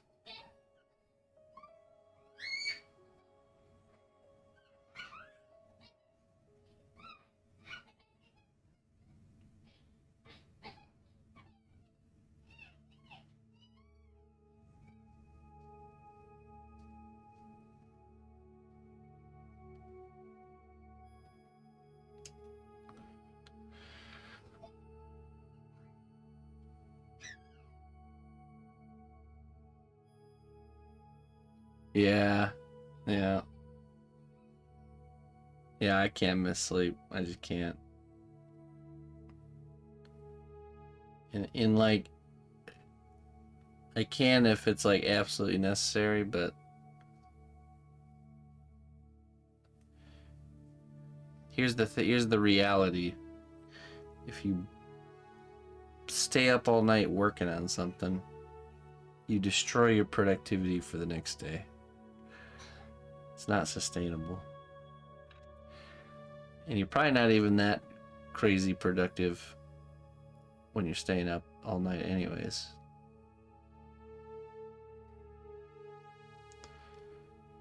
The reality is if you just get your rest, pace yourself, that's the best way to maximize productivity, at least for me.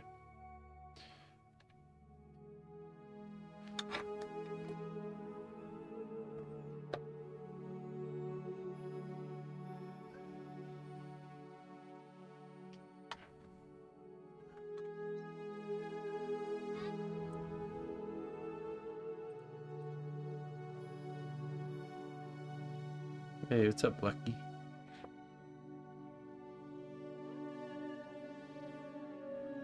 I used to do the same thing though.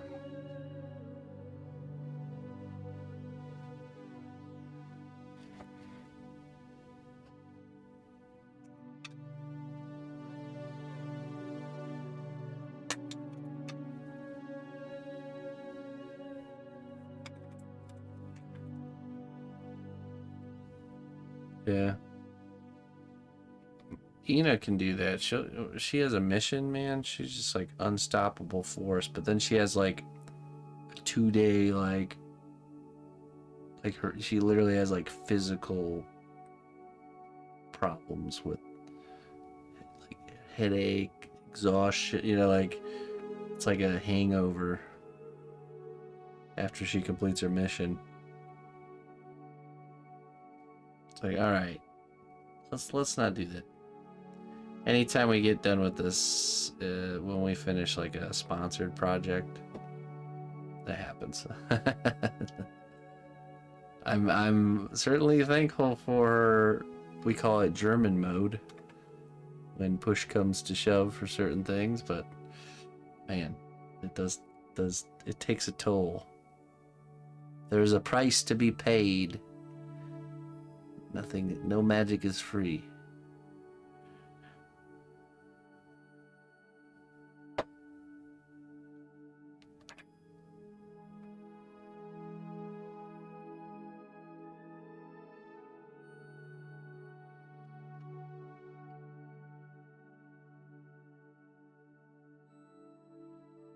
Still keep waiting to be one of those old men that gets like 5 hours of sleep a night.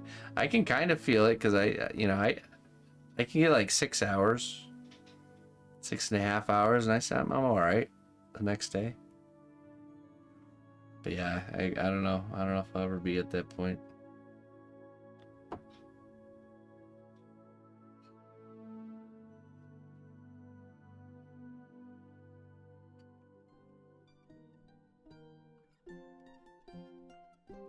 Borrowing days off the end of your life. You joke, but it's probably true.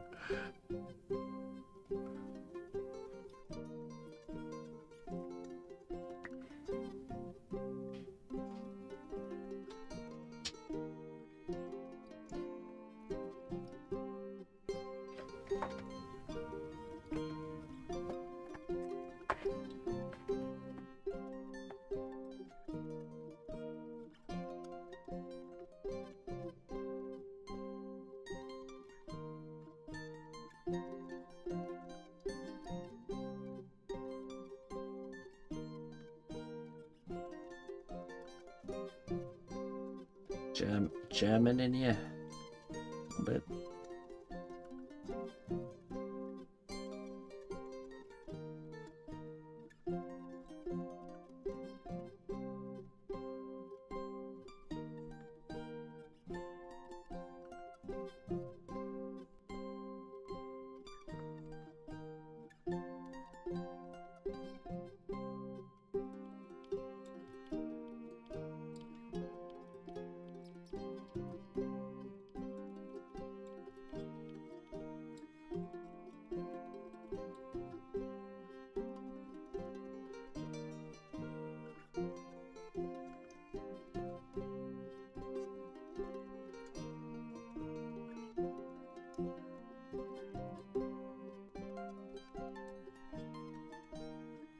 Yeah.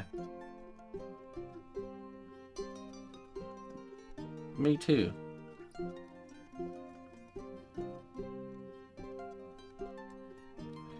Always a pleasure to chit chat.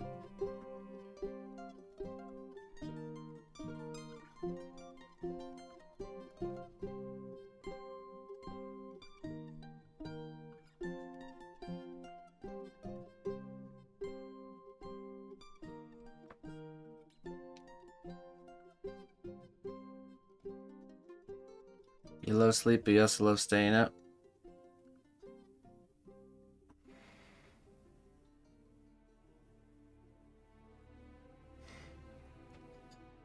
I certainly unlocked a part of my mind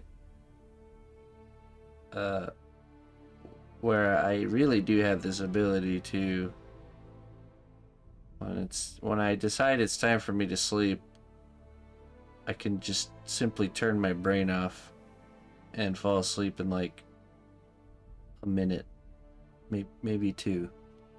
Not even that. Happens so quickly. The missus always gives me a hard time about it because she's like a little envious of that ability.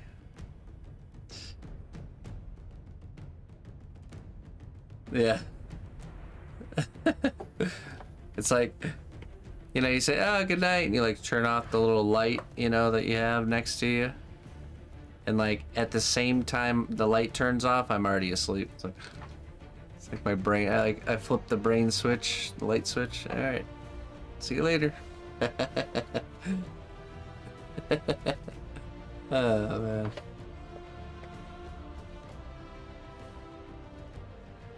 That's one of my favorite superpowers. You know what the key is? This is the trick. You have to let go. You have to let go of the day. And all the worries and all the thoughts. You just let it go.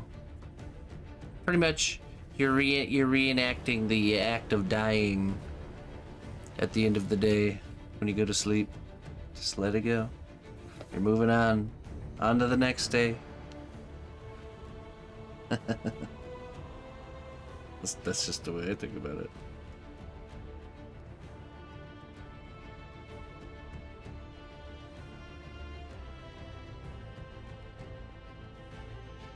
And I rest in peace every night.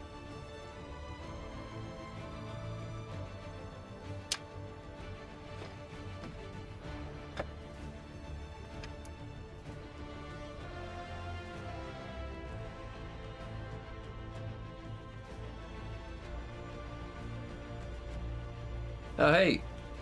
Thank you, Anonymous, for chipping in for the car fund. I really appreciate that, whoever you are. You're watching. Thank you very kindly. We're putting us one step closer to finishing that goal. Very close.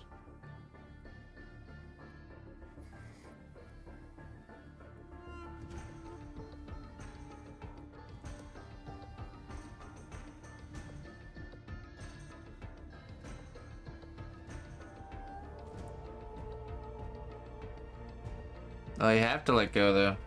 Think about it. It's like a lesson that's on repeat in this life.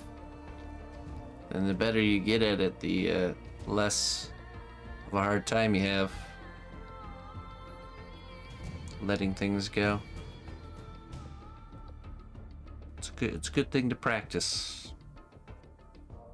If you're struggling with it, guess what? That's a good thing. That means you are on the right road. The struggle means you're learning.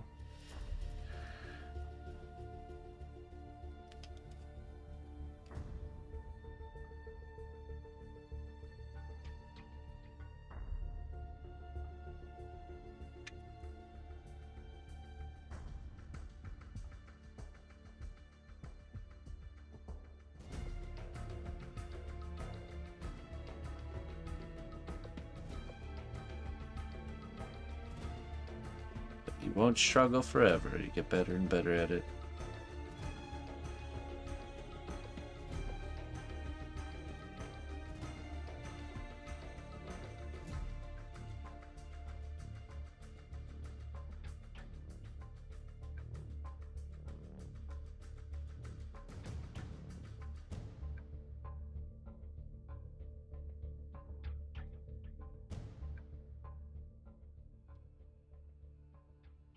right, Scott.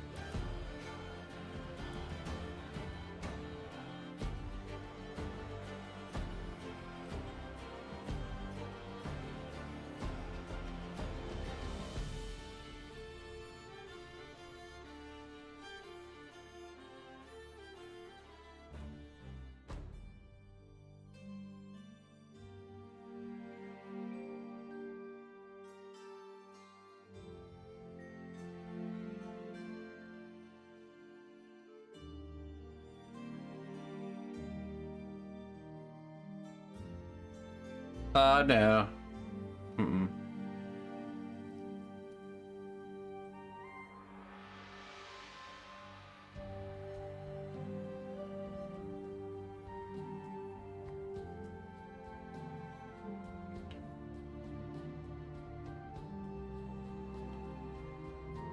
I'll start looking once once we finish the goal.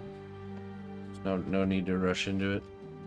Rush into it and find the thing I want, but then not, you know, not be able to throw down on it. It's not wise. All in due time, my friend. All in due time.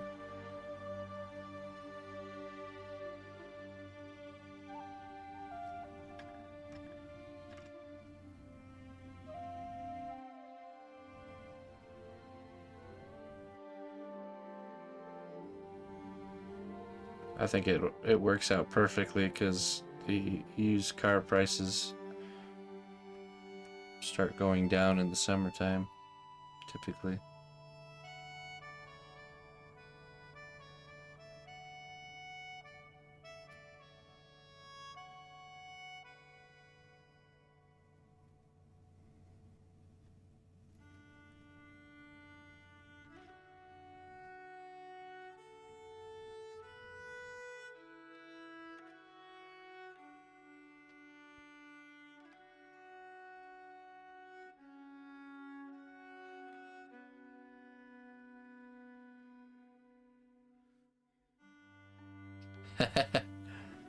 Need a working vehicle, huh?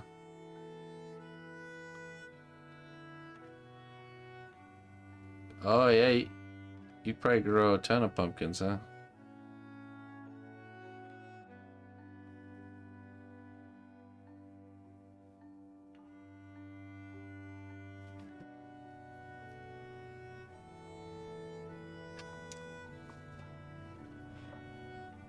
I don't have any pumpkins going this year, but I do have squash, some blue hubbards, and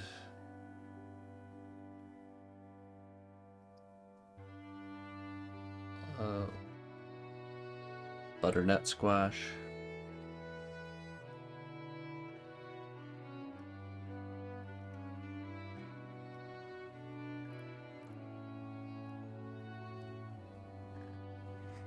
All right, Rob. Have a good night, my friend.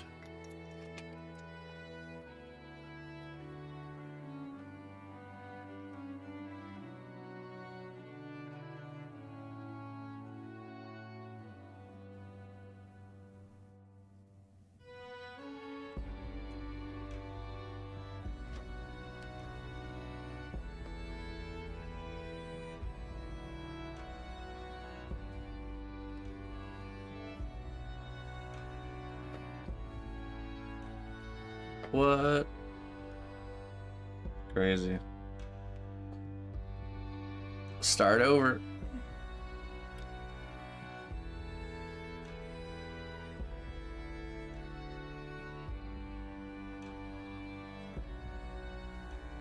Crazy.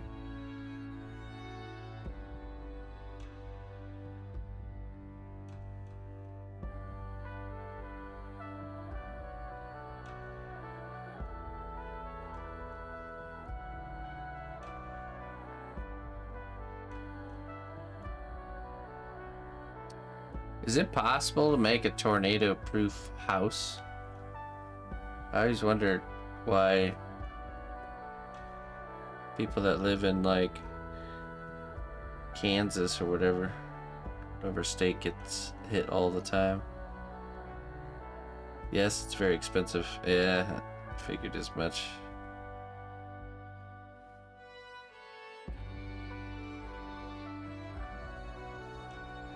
Pretty much building a castle, pretty much.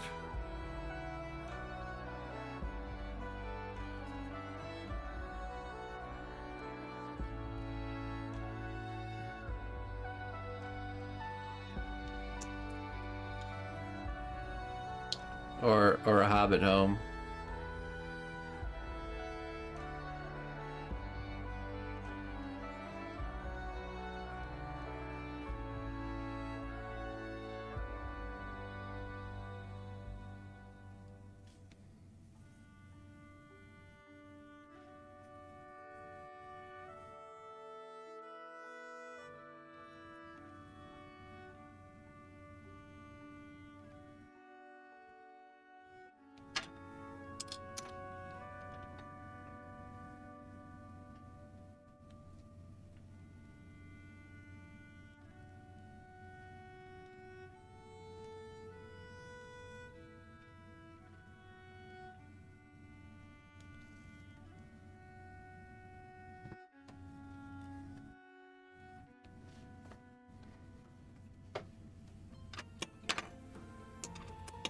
Let's get a bit of brushing here.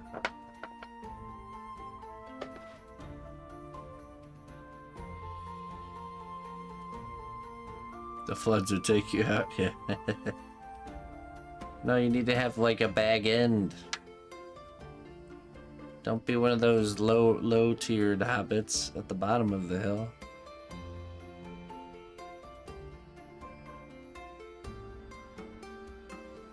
Gotta get that bag end going. Top of the hill under a tree.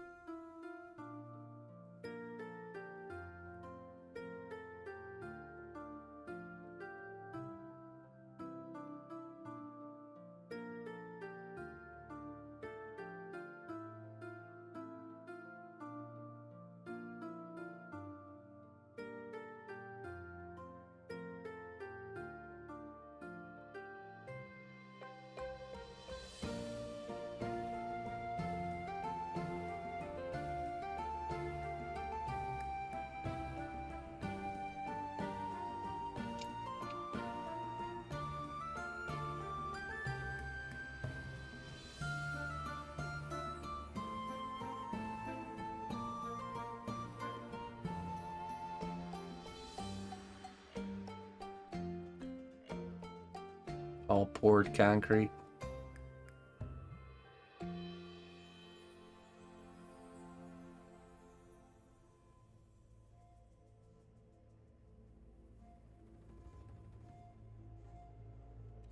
Oh, interesting. Okay. So you like produce like a year's worth of content and then just kind of space it out?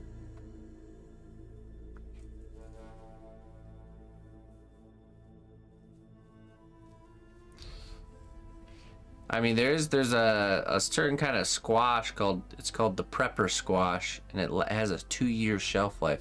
Isn't that pretty awesome? Could start working with those.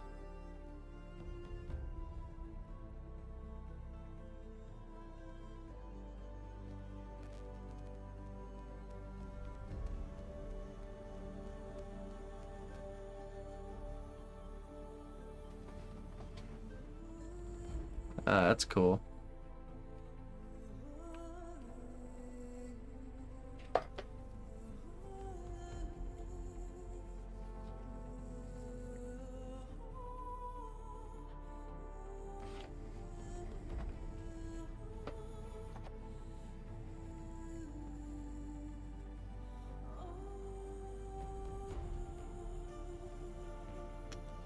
Okay, let's see here.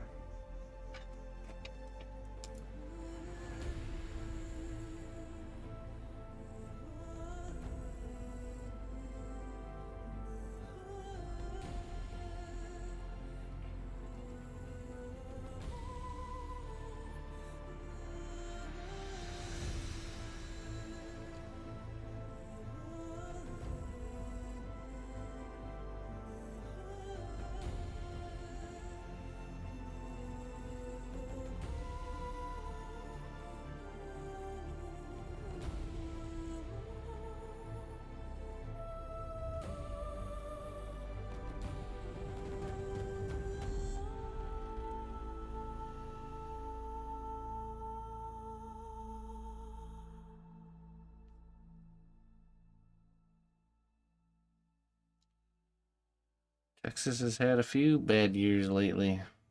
Bad weather.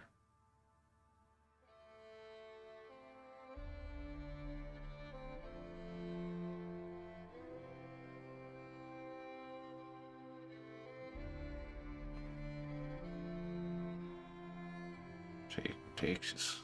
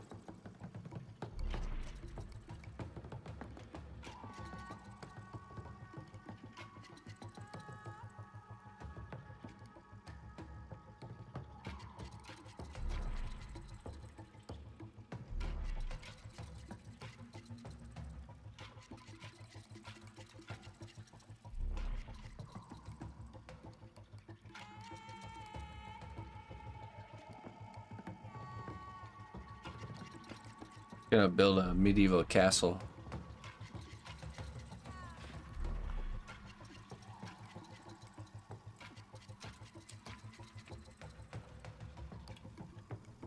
That'll do it.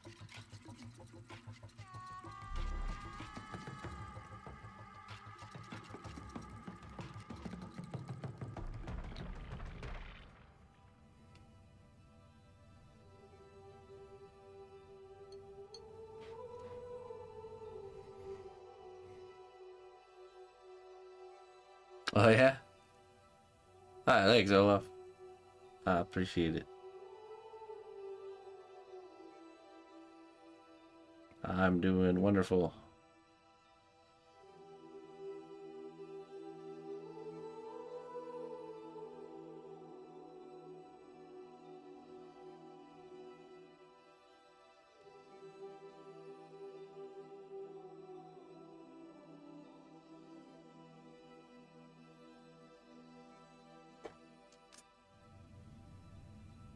How you doing there, Olaf?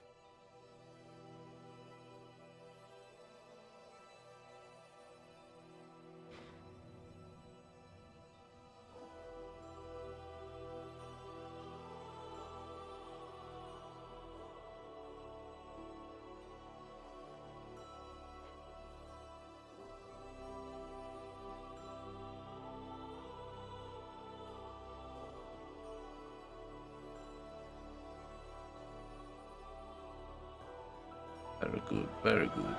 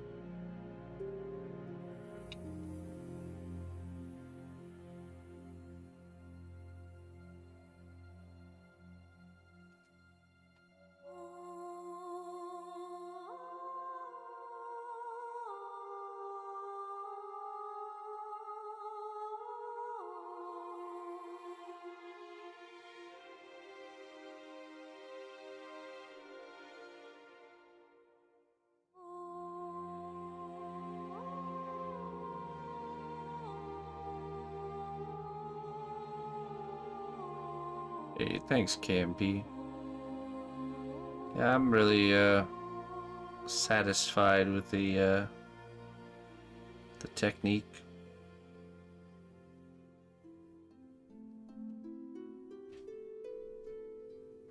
To be fair, you can only do this technique if you're using something like cosplay. It's flexible.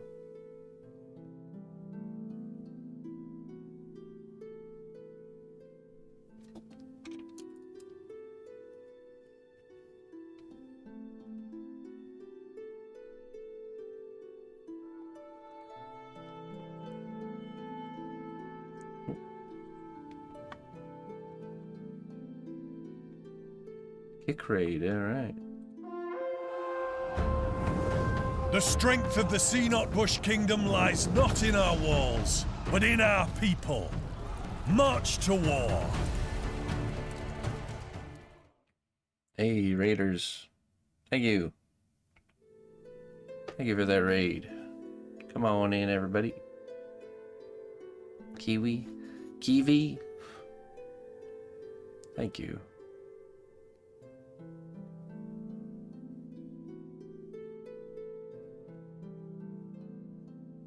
We're sculpting a mouse this evening. If anyone's new coming in here, my name is cnotbusch. I make one-of-a-kind, hand-sculpted things.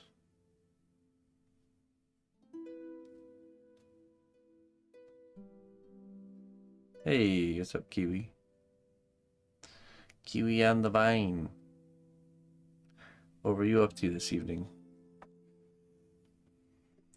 Gonna add some strings here.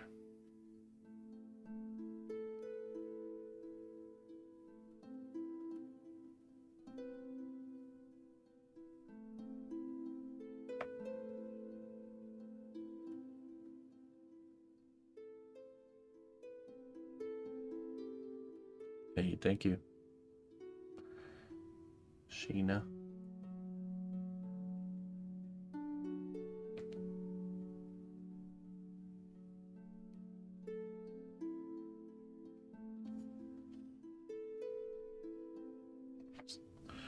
Fortniting it up. All right.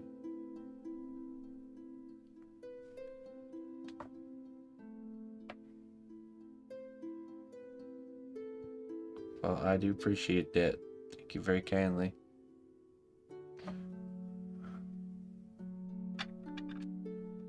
Thursday?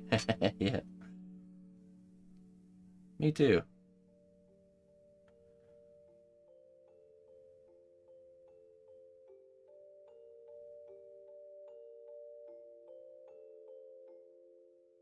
Okay, we got the wind flowing is this way here.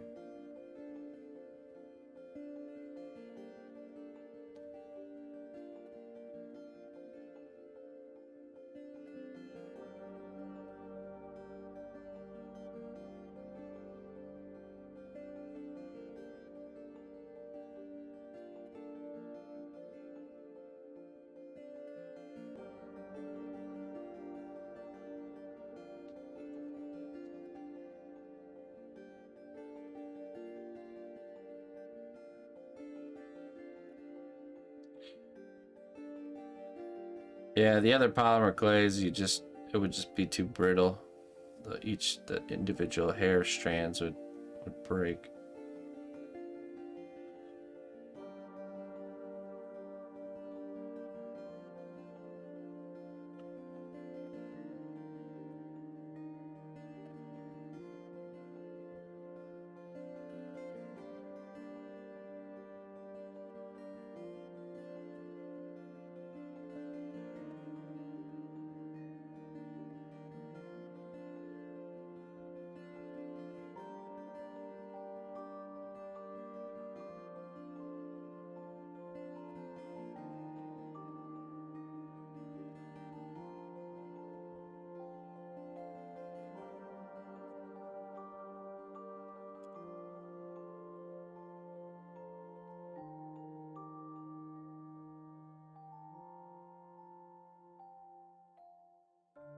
You're Kiwi's mailman.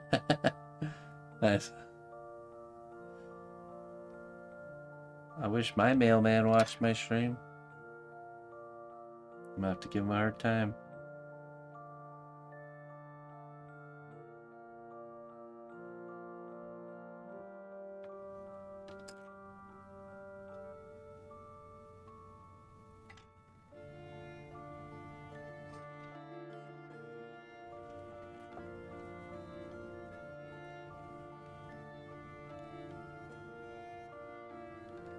Okay, I'd say that's about ready to be baked there.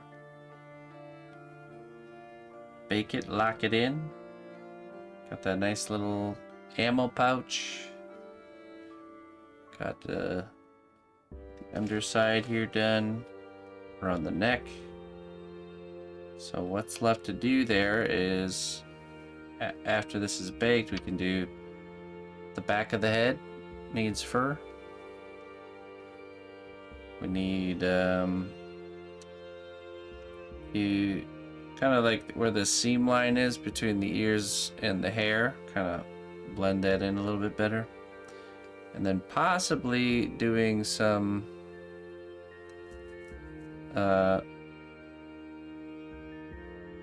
maybe a little bit of extra fur on the cheeks. So yeah, that's ready to go in the oven.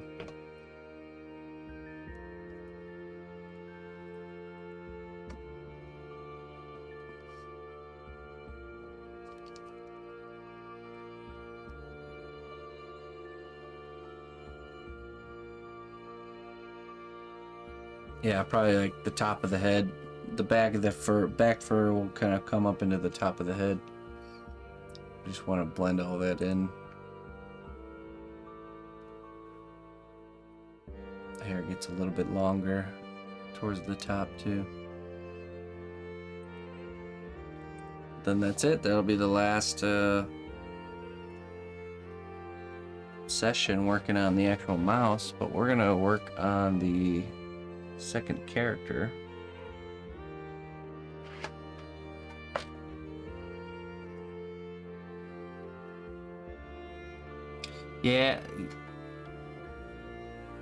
Yeah, we'll see.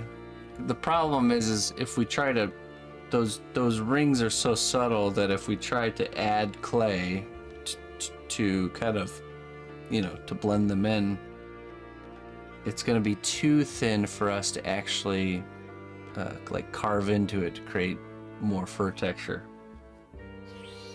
But we'll see. We gotta get in there and mess around and see what see if we can get it to work.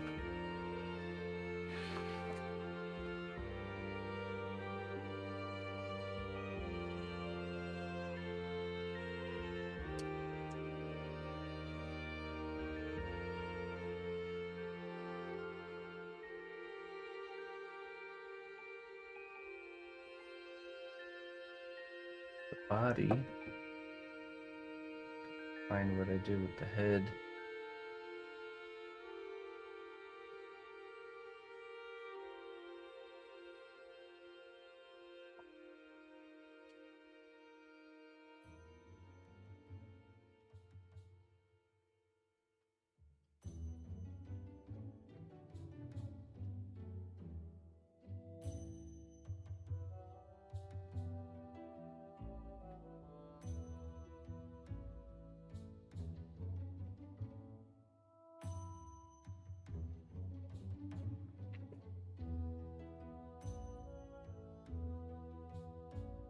Where did I put the heads?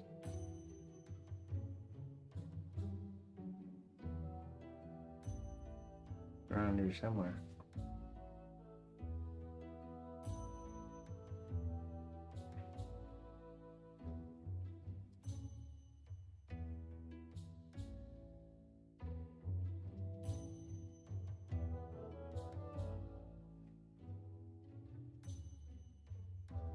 Ah, yep, found it.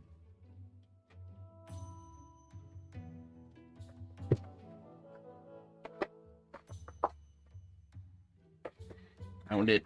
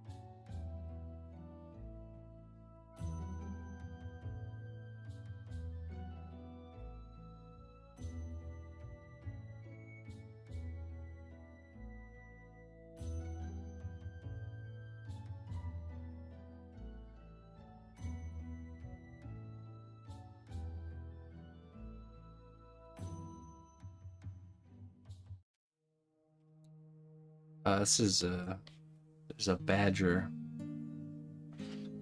It's the second character.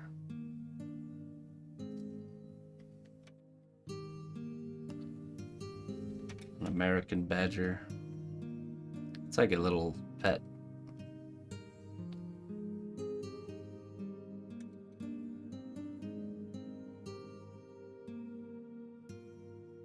And once we have the two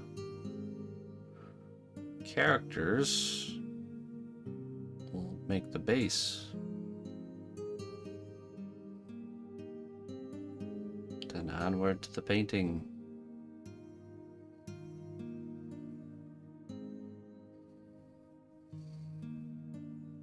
Yeah, how dare you? How dare you not know?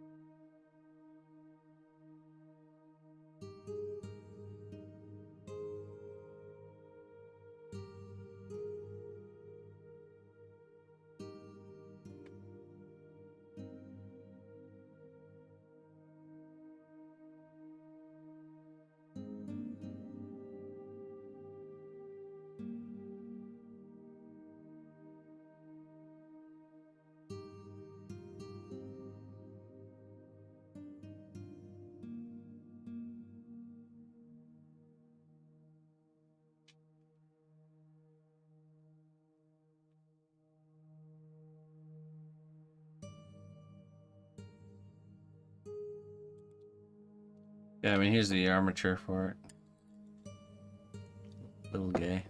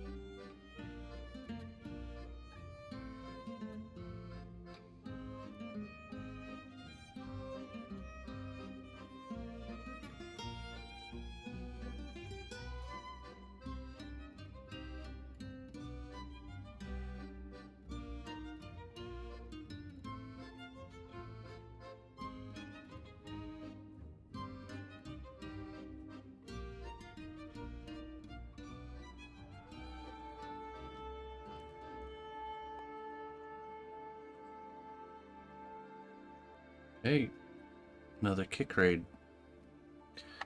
Welcome, raiders.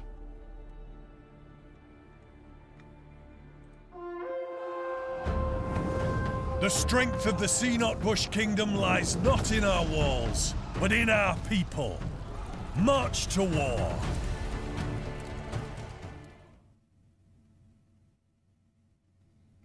Hello, hello. Welcome in, everybody.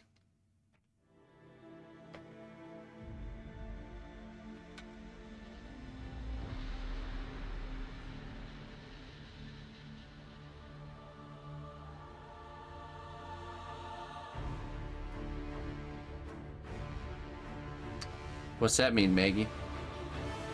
You're marching.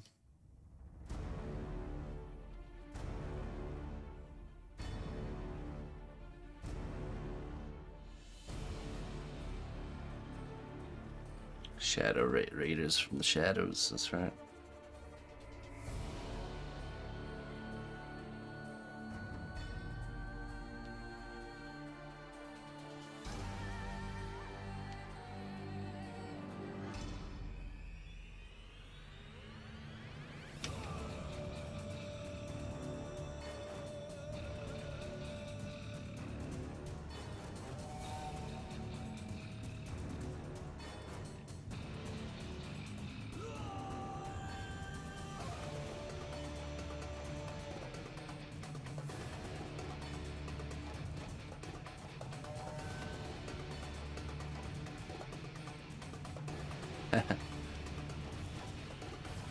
Well,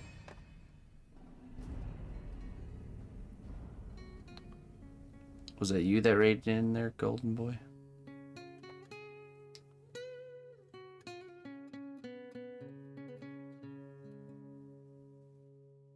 I feel sun through the ashes in the sky. Where's the one who guides us into the night? What's begun is the war that will force this divide. Okay. What's to come is fire and the Right, but what does the under contract mean? Like you have to... Like you're considering getting it? I am the one who can recount what Oh, someone bought it. Oh, I see, okay. I am the one who will live on. I have run through the fields of pain and sighs. I have fought to see the other side. And buying houses and all that stuff, such a pain in the butt. I am the one who can recount what we've lost. Alright, KMP. I am the one who will live on. Hey, thanks, Golden Boy. I appreciate it, my friend.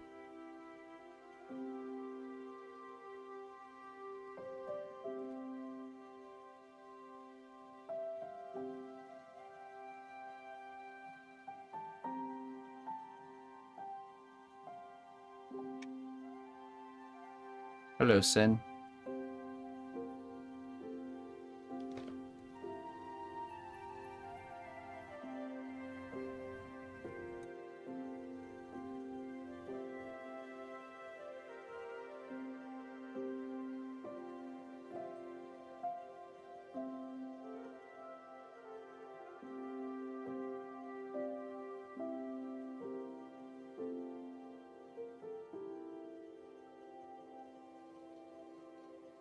Alright, Saturday.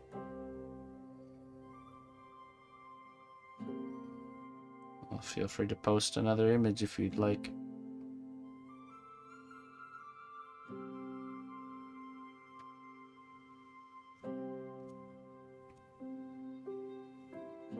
Looks like the Cheetos cheetah.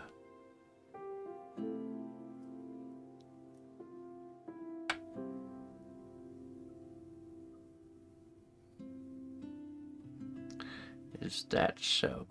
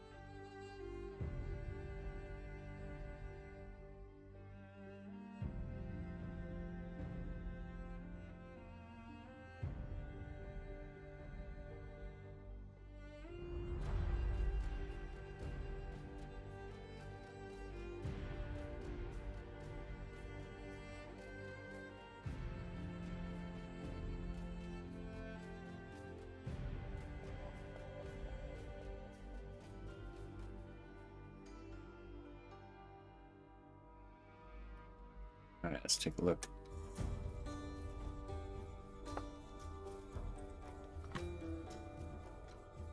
Oh yeah, I can already tell. Much better.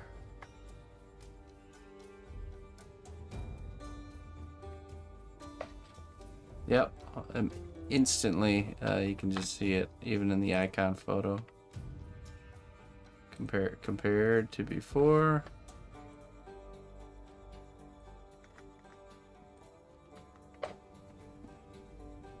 Yeah, when you just focus on the silhouette of the shape of the eye, it's very, very, very, very close.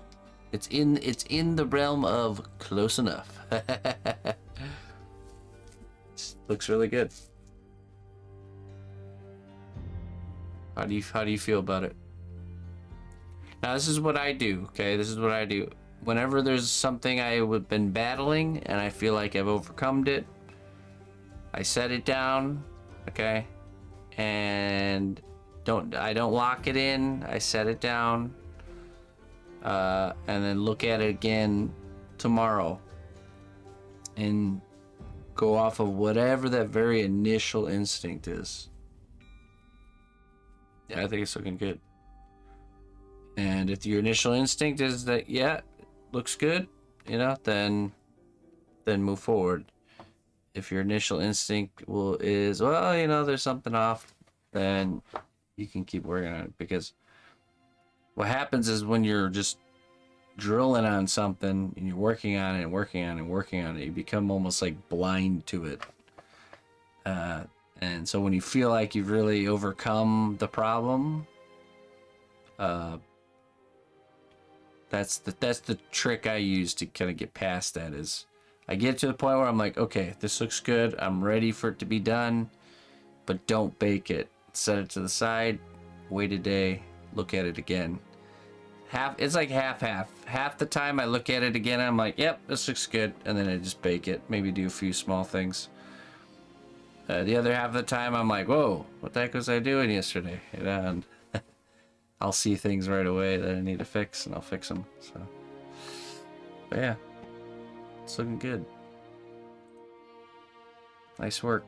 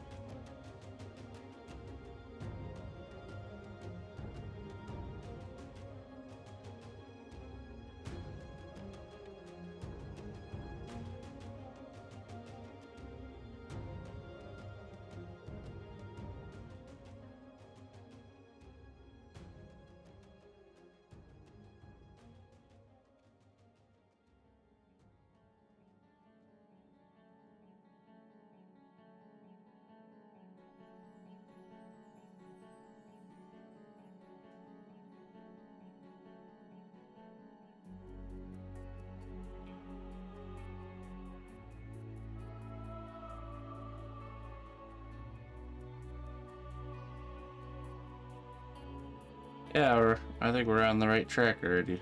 I agree.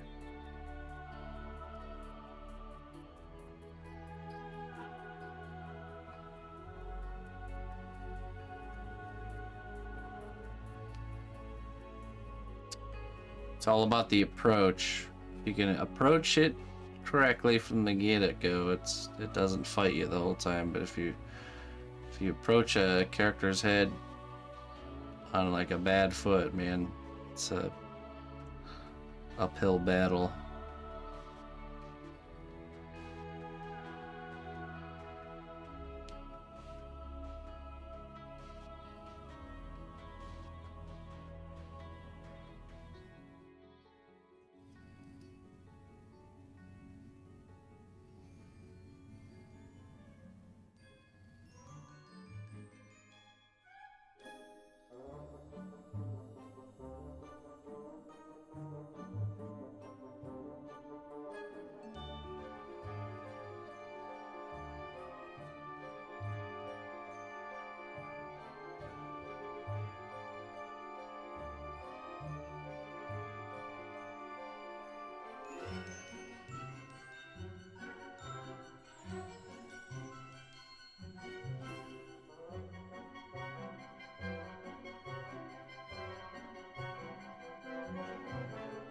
I wonder if I have small enough beads here.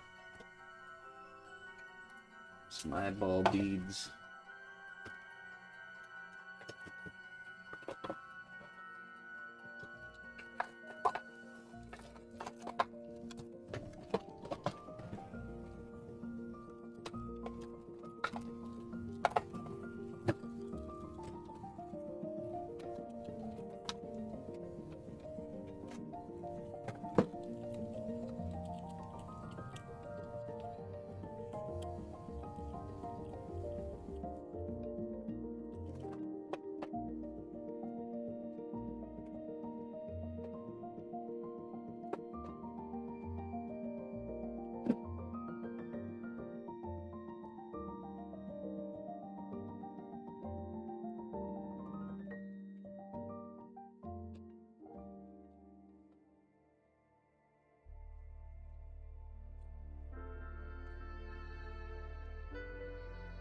I know I had a small pack somewhere. Question is where?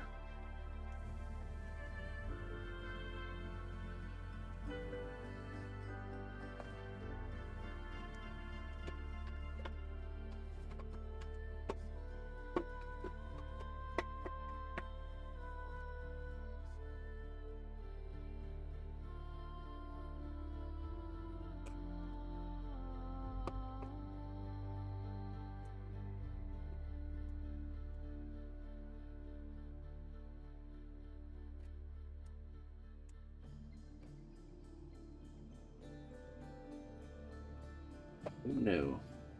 Looks like we'll have to.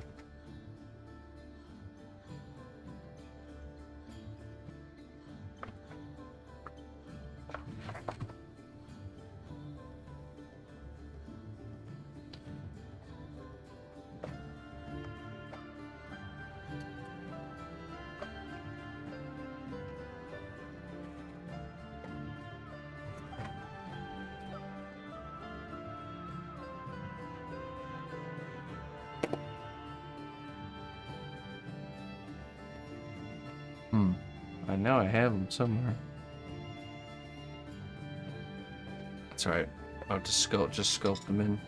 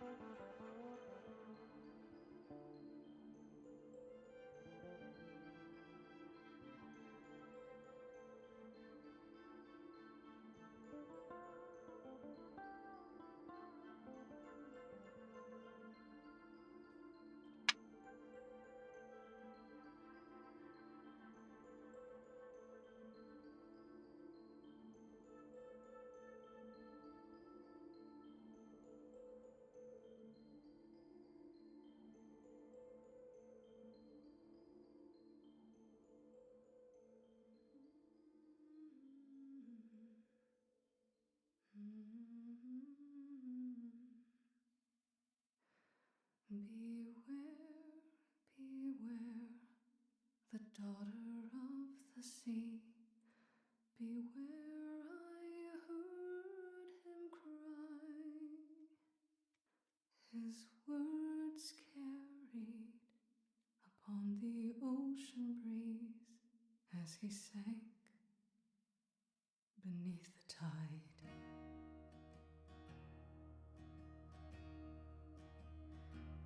Those blood-soaked shores of Kalimdor, where sailors fought and died, the admiral fell at their amour because she left his side.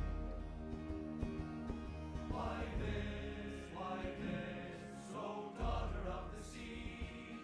Why this, did she forget her seaside days?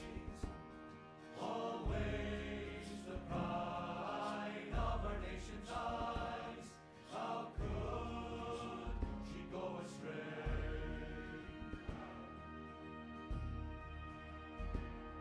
When she did flee, cross the ocean deep, the admiral followed west.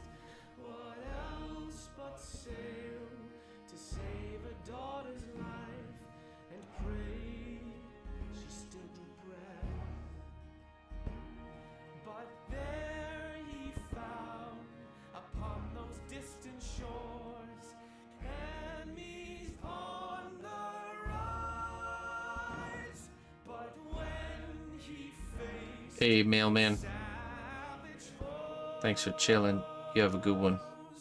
his daughter stood aside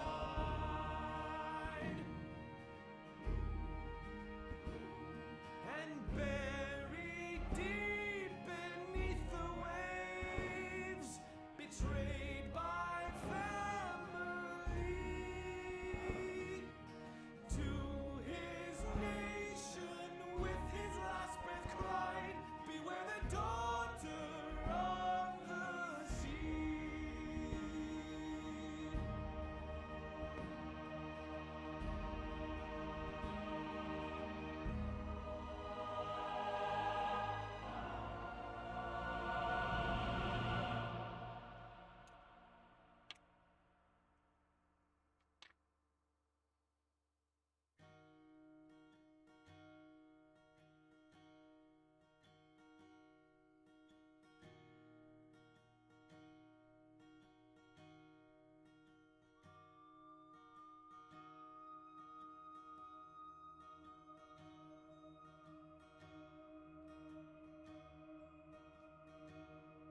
I heard, across a moonlit sea, the old voice warning me. Beware, beware, the daughter of the sea. Beware,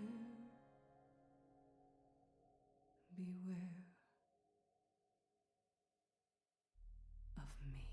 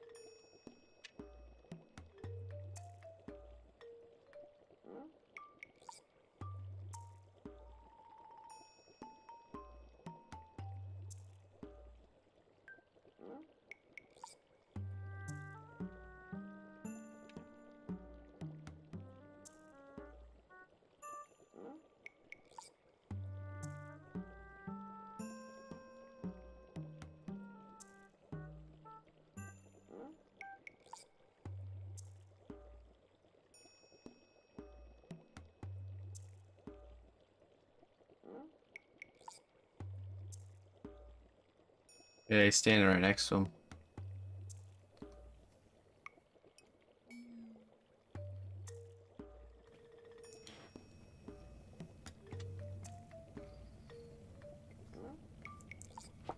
I'm not looking at him, but like looking with him, if you will.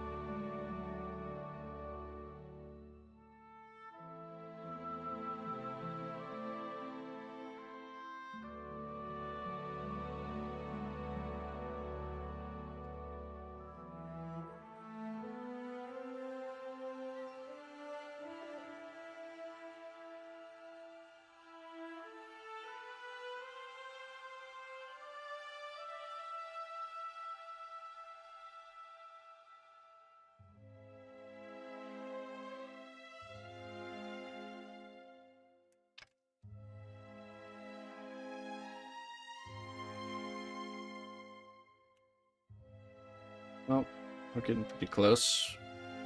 But we're gonna go ahead and leave that there for today. Hey, not bad. Sculpted a bag, finished the cape. Got a really good jump on the head there. We'll hit this again next Thursday. Probably again we'll start with the main character. Possibly do our last session of sculpting on the main character next week. So the main character will be done.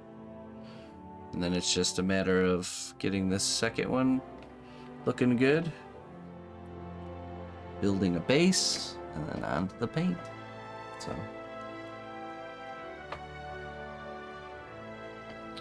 we're certainly going to be using a lot of airbrush for this one with the fur.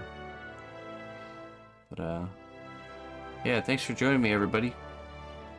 I do appreciate it. I'll be back tomorrow. We'll be working on Morgoth. More Morgoth.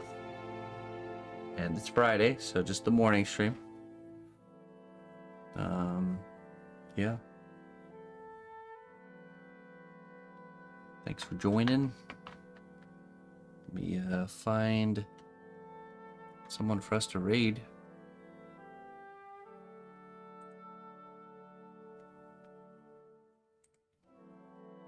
And I'm gonna go get some rest.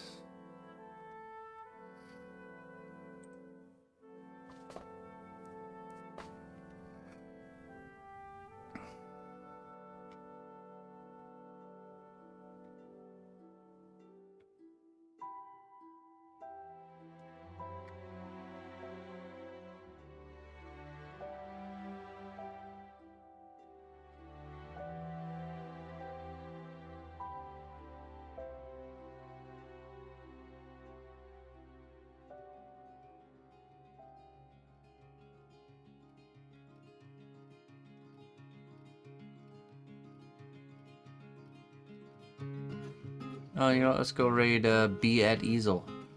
That's a good idea. Popping in, not green bag. I was lurking on you the other day. Alright. As energetic as a 4-year-old.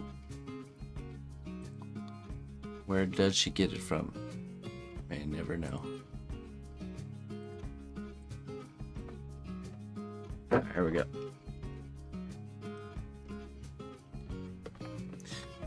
Alright, till next time, my friends. Bye.